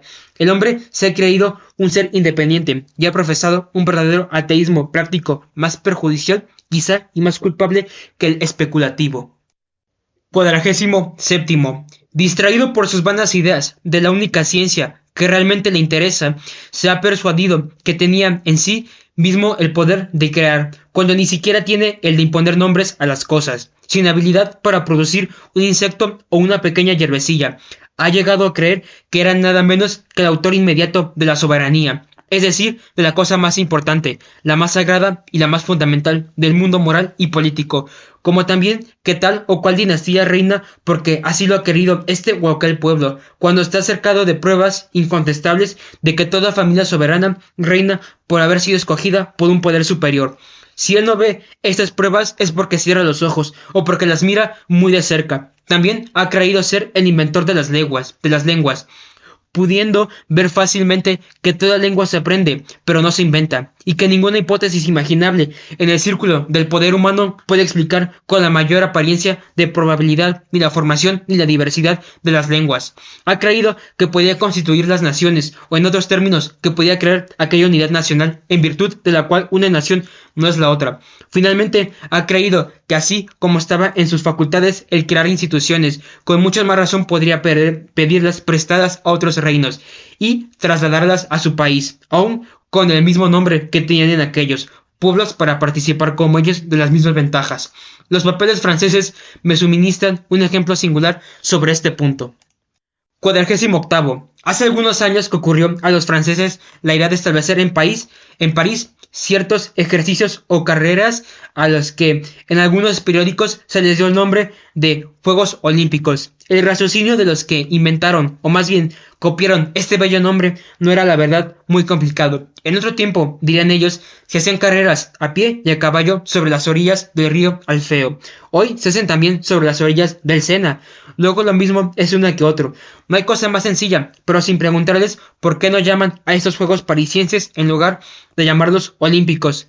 Habría que hacer otras muchas observaciones para justificar los Juegos Olímpicos. Se consultó a los oradores, los dioses y los héroes tuvieron también intervención en ellos. Nunca se comenzaba sin que presidiesen los sacrificios y otras ceremonias religiosas. En fin, estos juegos se miraban como los grandes comicios de la Grecia, y como la cosa más antigua, y pregunto antes de establecer los parisienses sus carreras o juegos tomados de los griegos. Fueron a Roma ad limina Flororum para consultar al Papa. Antes de lanzarse a la carrera para divertir a los espectadores, hacían por ventura cantar la misa mayor, que de signo político se proponían en semejantes ejercicios. ¿Cómo se llamaban sus fundadores? Pero eso es pedir demasiado. Todo buen sentido, por vulgar y ordinario que sea, conoce desde luego la nada y aun lo ridículo de esa imitación. 49. Sin embargo, en un diario publicado por hombres de espíritu ilustrado y que no tenían otra falta u otra desgracia que el profesar las doctrinas modernas, se leía hace algunos años con relación a aquellas carreras el pasaje siguiente, que solo pudiera ser dictado por el más loco entusiasmo. Yo lo pronostico: los Juegos Olímpicos de los franceses atraerán algún día la Europa al campo de Marte. ¿Qué alma tan fría y tan poco sensible es preciso tener para no advertir aquí más que unas meras carreras? Por lo que a mí me hace, yo veo en ellas un espectáculo cual nunca ofreció el mundo otro semejante desde las de Ilíada en donde la Grecia servía de espectáculo a la misma Grecia. No, los circos de los romanos, los torneos de nuestra antigua caballería en Aria se parecían a ellos. Pero yo por mi parte creo, y aún aseguro, que ninguna instrucción humana es duradera si no tiene base religiosa, y si además ruego que se fije la atención en esto, no tiene un nombre recibido de la lengua del país y como nacido de sí mismo sin ninguna deliberación anterior y conocida. Primera, la teoría de los nombres es también un objeto de gran importancia. Los nombres de ninguna manera son arbitrarios, como lo han afirmado tantos hombres que perdieron el suyo. Solo Dios se llama Yo Soy, y toda criatura se llama Yo Soy Ello, como el nombre de un ser espiritual. Debe referirse necesariamente a su acción, que es en su cualidad distintiva. De ahí viene que entre los antiguos el mayor honor para una divinidad era la polinomia, esto es, la pluralidad de nombres, que anunciaba la de funciones, o sea, la extensión del poder.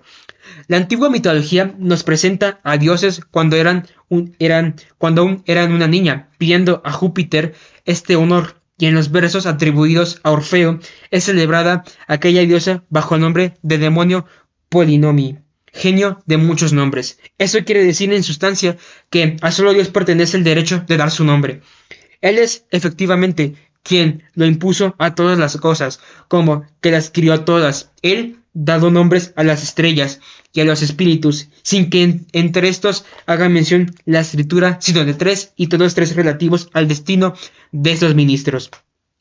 Lo mismo sucede con los hombres a quienes Dios ha querido dar nombre por sí mismo. Los nombres siempre se refieren a las funciones.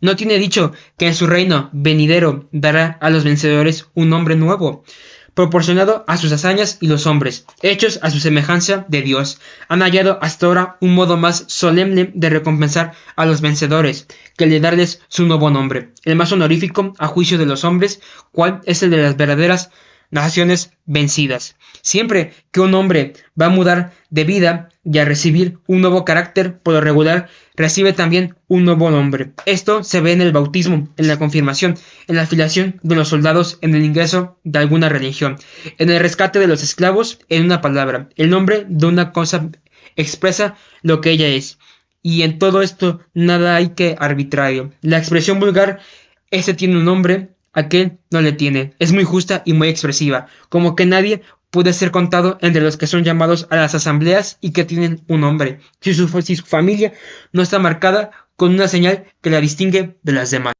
51. Lo que se ha dicho de los individuos puede aplicarse igualmente a las naciones. Entre estas hay algunas que absolutamente carecen de nombre. Heródoto observa que la Tracia sería el pueblo más poderoso del universo si se hubiesen unido sus naturales. Pero esta unión, añade, no puede verificarse, porque todas tienen un nombre diferente entre sí. Esta es una observación muy importante. Hay también pueblos modernos que no tienen el nombre, así como hay otros que tienen muchos, pero la polinomia es tanto más funesta para las naciones cuando se consideran más honorífica para sus genios. 52. Siendo pues cierto que en los nombres nada hay de arbitrario y que traen su origen, como en todas las causas, más o menos inmediatamente de Dios, no debe creerse que el hombre tiene derecho ilimitado de imponérselo según la idea que se forma aun aquella cosas de que en algún modo puede mirarse como su autor. Dios se reserva en esa parte una especie de jurisdicción que es imposible desconocer. Oh, mi querido Hermógenes, la imposición de los nombres es una cosa muy sublime, que no puede pertenecer al hombre malo ni al hombre vulgar. Ese derecho solo es propio de un creador de nombres, onomaturgo. Esto es, de un legislador, pero lo más raro de todos los creadores humanos es un legislador. 53. A pesar de esto, nada gusta más al hombre que el imponer nombres. Esto es lo que hace cuando, por ejemplo, aplica a las cosas epítetos significativos, talento que distingue al más grande escritor y especialmente al gran poeta. La imposición feliz de un epíteto ilustra un sustantivo, haciéndole célebre bajo este nuevo signo. Los ejemplos abundan en todas las lenguas, más para contraernos a la de este pueblo, que se ha dado a sí mismo un nombre tan grande, puesto que de él se deriva la palabra franqueza o ingenuidad. ¿Qué literato ignora los epítetos de la vue acheron, le coursieux ad intefis la lit enfronté, les timides supplication, les femise argenté, le defluctor rapide, les peles adulteres breve. El hombre nunca olvidará sus derechos primitivos, y aún puede decirse en cierto sentido que siempre los exercerá. Pero cuando los ha restringido su propia degradación, veas aquí una ley tan verdadera como el mismo Dios que la ha hecho. Al hombre le está prohibido imponer grandes nombres a las cosas de que es autor, aunque las considere como tales. Pero si ha obrado legítimamente, el hombre vulgar de las cosas será ennoblecido por ella, y vendrá a ser grande como el tiempo. 54. Sea que se trate de creaciones materiales o políticas, la regla es la misma. No hay una cosa más subida en la historia griega que la palabra cerámico. Era la más augusta que se conocía en Atenas, viviendo Ático en aquella capital mucho después de haber ésta perdido sus grandes y su existencia política. Escribía preocupado en cierta ocasión a su ilustre amigo: hallándome el otro día en el cerámico. Y Cicerón, no obstante, le salió en su respuesta, repitiendo sus mismas expresiones. ¿Qué significa en sí misma aquella otra tan célebre de Tullerías? No hay una cosa más vulgar, pero las cenizas de los célebres mezcladas con la tierra que sirve de cimiento a aquel palacio la habían consagrado. Y la tierra ha consagrado el nombre, siendo bastante singular que después de una tan larga distancia de tiempos y lugares, esa misma palabra Tullerías, famosa antiguamente como nombre de un lugar de sepulcro, haya sido ilustrada de nuevo con el nombre de un palacio. La poderosa autoridad que fue a habitar las Tullerías no pensó en darles un nombre imponente, que tuviese alguna proporción con ella. Si hubiese cometido un yerro semejante, no habría razón para quejarse de que al siguiente día fuese habitado en ese lugar por estafadores y rameras. 55. Hay también otra razón que, aunque tomada de un origen menos alto, debe no obstante hacernos desconfiar de todo nombre pomposo impuesto a priori, y consiste en que, como la conciencia del hombre le advierte casi siempre los defectos de la obra que acaba de producir, no pudiendo engañarse a sí mismo, su propio orgullo busca a lo menos como engañar a los demás, inventando un nombre honorífico que precisamente supone el mérito contrario, de manera que en vez de testificar realmente la excelencia de la obra, es una verdadera confesión del vicio que la distingue. El siglo XVIII, tan rico y abundante en todo lo que se puede imaginar de falso y de ridículo, ha suministrado en esta parte una multitud de ejemplos curiosos en los títulos de los libros, en epígrafes, en inscripciones y en otras cosas de este género. Así pues, leamos en una de sus principales obras de este siglo: Tantum seres Junclucrade Polet, tantum de medio sumptis accedit bonoris. Desde luego podemos ver tan presuntuoso epígrafe, sustituyendo en su lugar, aún antes de abrir el libro, y sin el menor temor de ser injustos: Rudis indige flaque moles, non bene junclarum discordia simini rerum. Con efecto, el caos es la imagen verdadera de este libro, y el epígrafe expresa eminentemente aquello mismo que eminentemente falta a la obra. Si leemos la cabeza de otro libro, y Floria filosófica y política, ya sabemos sin leer la historia anunciada por el título, que ni es filosófica ni política, y sabremos además, después de haberla leído, que es la obra de un frenético. Atrévase un hombre a escribir bajo su propio retrato vitam impedere vero, pues ya se puede asegurar sin necesidad de informaciones que es el retrato de un mentiroso, y él mismo lo confesará si alguna vez le da la manía de decir la verdad. ¿Cómo podrá leerse al pie de eso otro retrato? Podgenitis Icarus evit, nuc cavarus amicis, sin recordar al momento aquel verso tan felizmente robado al original para pintarlo de un modo algo diferente: Heus des adoratorus ignaus pas un ami, pues que a la verdad acaso no ha existido jamás un hombre literato menos a propósito para sentir la amistad y menos digno de inspirarla, etcétera, etcétera. Las obras y empresas de cualquier otro género dan lugar a la misma observación. Si sucede, por ejemplo, que la música llega en una nación célebre a ser de repente un negocio de Estado, si el espíritu del siglo, ciego en toda clase de materias, concede a un arte una falsa protección e importancia, bien diferentes de las que pudieran necesitar si finalmente se erige un templo a la música bajo el antiguo y magnífico nombre de Odeón. Es una prueba infalible de que el arte está en decadencia y nadie deberá admirarse de oír a un célebre crítico de ese país publicar enseguida con estilo bastante vigoroso que sin ningún inconveniente se puede escribir en la portada del templo este aviso: cuarto de alquiler. 56. Pero todo esto, como he dicho, no es más que una observación de segundo orden. Volvamos al principio general, que el hombre no tiene derecho para imponer nombres a las cosas, por lo menos en el sentido que ya hemos explicado. Reflexiones atentamente y se verá que los nombres más respetables tienen en todas las lenguas un origen vulgar. Jamás el nombre es proporcionado a la cosa. Por el contrario, la cosa es la que siempre ilustra el nombre. Es necesario que el hombre nazca y germine, digámoslo así, pues sin que esa circunstancia será falso, que signifique la palabra trono en su origen, una silla o escabel, que la de centro, un bastón para apoyarse, mas el bastón de los reyes se distinguió bien pronto de todos los demás, y ese nombre subsiste en una nueva significación, después de 3000 años. Hay cosa más noble en la literatura, y más baja en su origen, que la palabra tragedia, y el nombre casi fétido de trapo, levantado y ennoblecido por la lanza de sus guerreros, que fortuna no ha hecho en la lengua francesa. Otros muchos nombres vienen ya menos en apoyo del mismo principio, como por ejemplo senado, dictador, cónsul, emperador, iglesia, cardenal, mariscal, etc. Terminemos por los demás condestable y canciller, que se dan dos eminentes dignidades de los tiempos modernos. El primero no significa en su origen primitivo más que jefe de la caballeriza, y el segundo, hombre que está detrás de una reja, para no ser atropellado por la multitud de suplicantes. 57. Tenemos pues dos reglas infalibles para juzgar de todas las creaciones humanas, cualquier género que sean, a saber la base y el nombre bien entendidas. Estas dos reglas no dispensan de toda aplicación odiosa. Si la base es puramente humana, el edificio no puede sostenerse, y cuantos más hombres intervengan, cuanto más parte tenga la de la deliberación. La ciencia, sobre todo, la escritura, y en fin, los medios humanos de toda clase, tanto más frágil será la institución. Por esta regla, principalmente, se debe hacer juicio de cuantas empresas se han intentado y realizado, sea los soberanos o por asambleas de hombres, con el fin de civilizar, constituir o por regenerar los pueblos. 58. Por la razón inversa, cuanto más tiene divina una institución en sus bases, tanto es más permanente y duradera.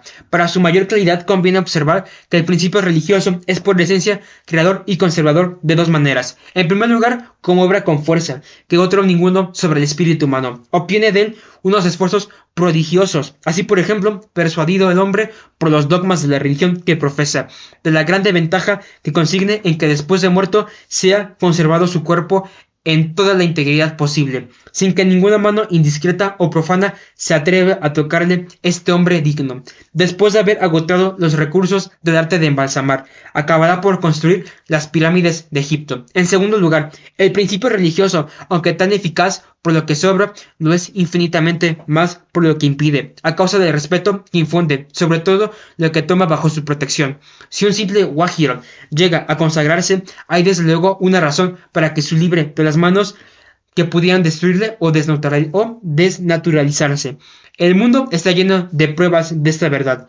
Los vasos etruscos, por ejemplo, conservados por la religión de los sepulcros, a pesar de su fragilidad, han durado hasta nuestros días en mucho mayor número que los monumentos de bronce y del mármol de las mismas épocas. Si queremos pues conservarlo todo, consagrémoslo todo. 59. La segunda regla, que es la de los nombres, no es a mi parecer menos clara, sino menos decisiva que la precedente. Si el nombre se impone por una asamblea, si se establece por una deliberación antecedente, de suerte que preceda a la cosa sin el nombre pomposo, si tiene una proporción gramatical con el objeto que debe representar.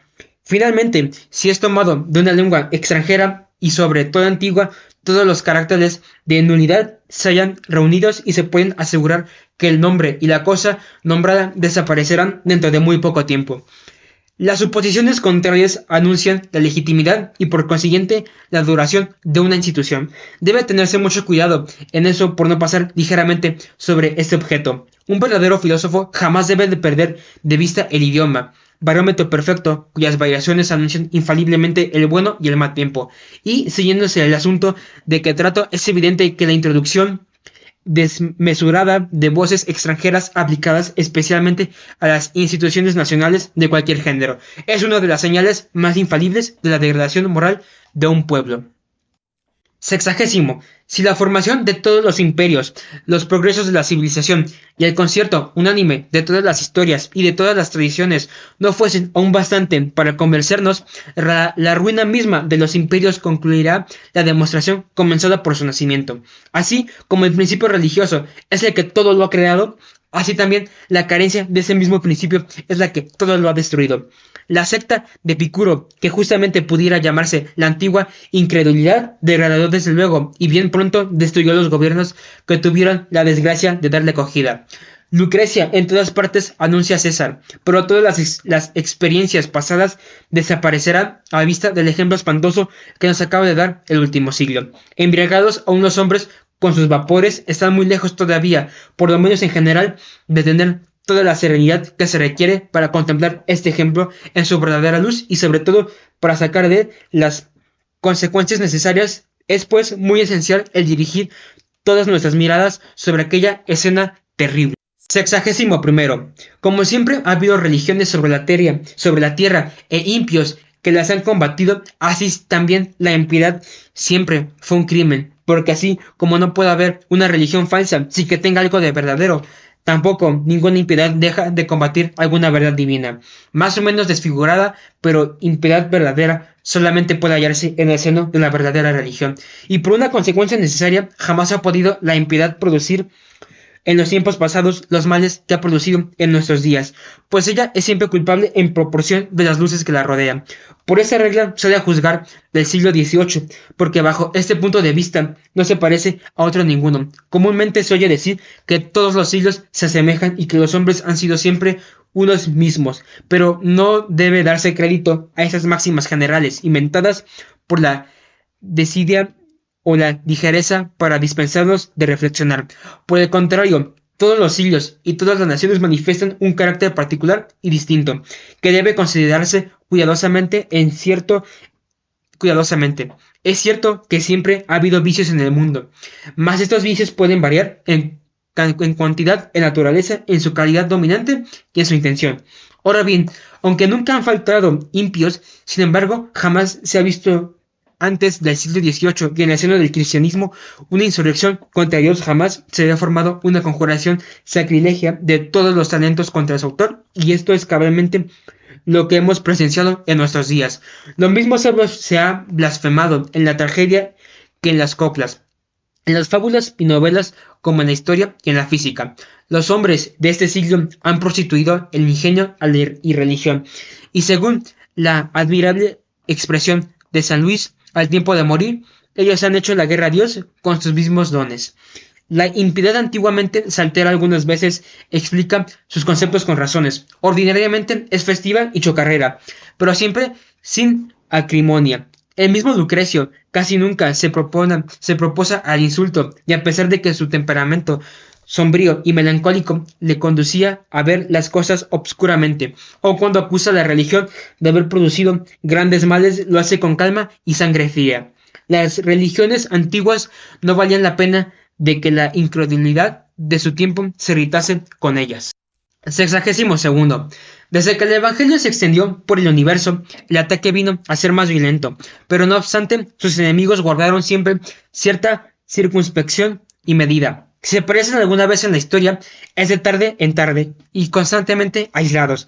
Nunca se les vio hacer una reunión o una liga formal. Jamás se entregaron al furor de que hemos sido testigos.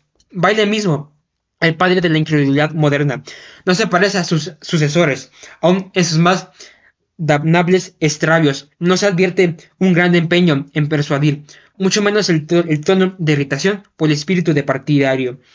El duda más bien que niega produce las razones en pro y en contra, y muchas veces es aún más elocuente en favor de la buena que de la mala causa. Sexagésimo tercero. Así pues, hasta la primera mitad del siglo XVIII, la impiedad no llegó a ser realmente una potencia. Desde esa época se ha extendido por todas partes con una rapidez asombrosa, desde el palacio hasta la más pobre cabaña. Se introduce suavemente y todo lo infesta. Ella anda por caminos encubiertos, obra con una actividad oculta, pero infalible, de manera que el más atento observador, aunque vea los efectos, no siempre sabe descubrir los medios. Por un prestigio inconcebible, se hace amar de aquellos mismos de quienes es su más mortal enemigo, y hace la autoridad que está a punto de ser inmolada por su feroz cuchilla, la acaricia estúpidamente antes de recibir el golpe, y en pronto un simple sistema llega a ser una asociación formal que rápidamente se convierte en una facción y por fin en una horrible conjuración que se extiende por toda Europa. Sexagésimo cuarto. Entonces es cuando se deja ver por primera vez este carácter de la impiedad, que solo es propio del siglo XVIII. No es ya que aquel tono frío de la indiferencia, o la más aquella ironía maligna del escepticismo, es su odio mortal. Es un tono altanero, de la cólera y muchas veces el de la desesperación. Los escritores de esta época, al menos los más distinguidos, no consideran ya al cristianismo como un error humano, y sin consecuencia ellos le persiguen como un enemigo capital. Le combaten con todas sus fuerzas, le hacen una guerra de muerte, y lo que parecía increíblemente, si no tuviésemos la vista sus tristes pruebas, es que muchos de estos escritores que se llamaban filósofos pasaron desde el odio al cristianismo hasta el odio personal de su divino autor. Ellos llegaron a aborrecerle realmente como se puede aborrecer a un enemigo viviente. Dos hombres sobre todo que parece siempre que se verán cubiertos de los anatemas de la posterioridad. Se han distinguido por este género de perfidia, que parecía exceder a las fuerzas de la naturaleza humana más depravada. Sexagésimo quinto. A pesar de esto, habiendo sido civilizada por el cristianismo toda la Europa y obteniendo sus ministros en todos los países una gran existencia política, las instituciones civiles y religiosas se habían mezclado y como amalgado de una manera admirable de suerte que podía decirse de todos los estados de Europa con más o menos verdad. Lo que Gibbon ha dicho de la Francia, que este reino había sido formado por los obispos. Era pues inevitable que la filosofía del siglo no tardase en odiar las instituciones sociales, de que las que no era posible separar el fundamento religioso. Esto es lo que sucedió. Todos los gobiernos y establecimientos de Europa le disgustaron porque eran cristianos, y a medida que lo eran, se apoderaban de todas las cabezas un desconcierto de opiniones y un desconcierto universal. En Francia principalmente, la rabia filosófica ya no conoció límites, y bien pronto, formándose una sola voz formidable de todas voces reunidas, se lo oyó gritar en medio de la culpable Europa. Sexagésimo sexto. Apártate de nosotros, que siempre hemos de temblar delante de los sacerdotes y recibir de ellos la instrucción que quieran darnos. La verdad se halla obscurecida en toda Europa por el humo del innecesario. Ya sus tiempos que salga de esta nube fatal. Ya no hablaremos de ti a nuestros hijos. A ellos les toca, cuando lleguen a ser hombres, el averiguar si tú existes, lo que eres y lo que dependes de ellos. Cuando hay en el mundo nos degrada, porque en todo está escrito tu nombre. Nosotros queremos destruir y volver a edificar de nuevo todas las cosas sin necesidad de ti. Huye inmediatamente de nuestros consejos, aléjate de nuestras academias y de nuestros hogares. Para nada te queremos, nosotros sabremos obrar. La razón nos basta. Déjanos. Mas cómo ha castigado Dios este execrable delirio. Del mismo modo con que se creó la luz, Él ha dicho esta sola palabra, hágase, y el mundo político se ha despomado. Véase pues cómo se reúnen ambas demostraciones para herir los ojos menos perspicaces.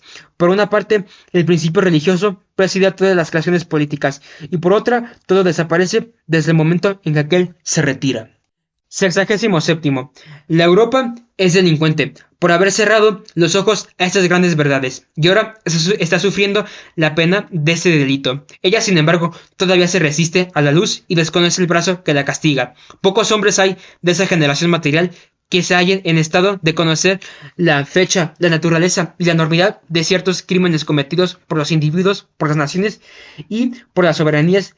Menos todavía pueden comprender la clase de expiación que esos crímenes necesitan, y el prodigio adorable con que se ve forzado el mal a desmontar con sus propias manos el terreno que el soberano artífice del universo tiene ya destinado para sus maravillosas construcciones.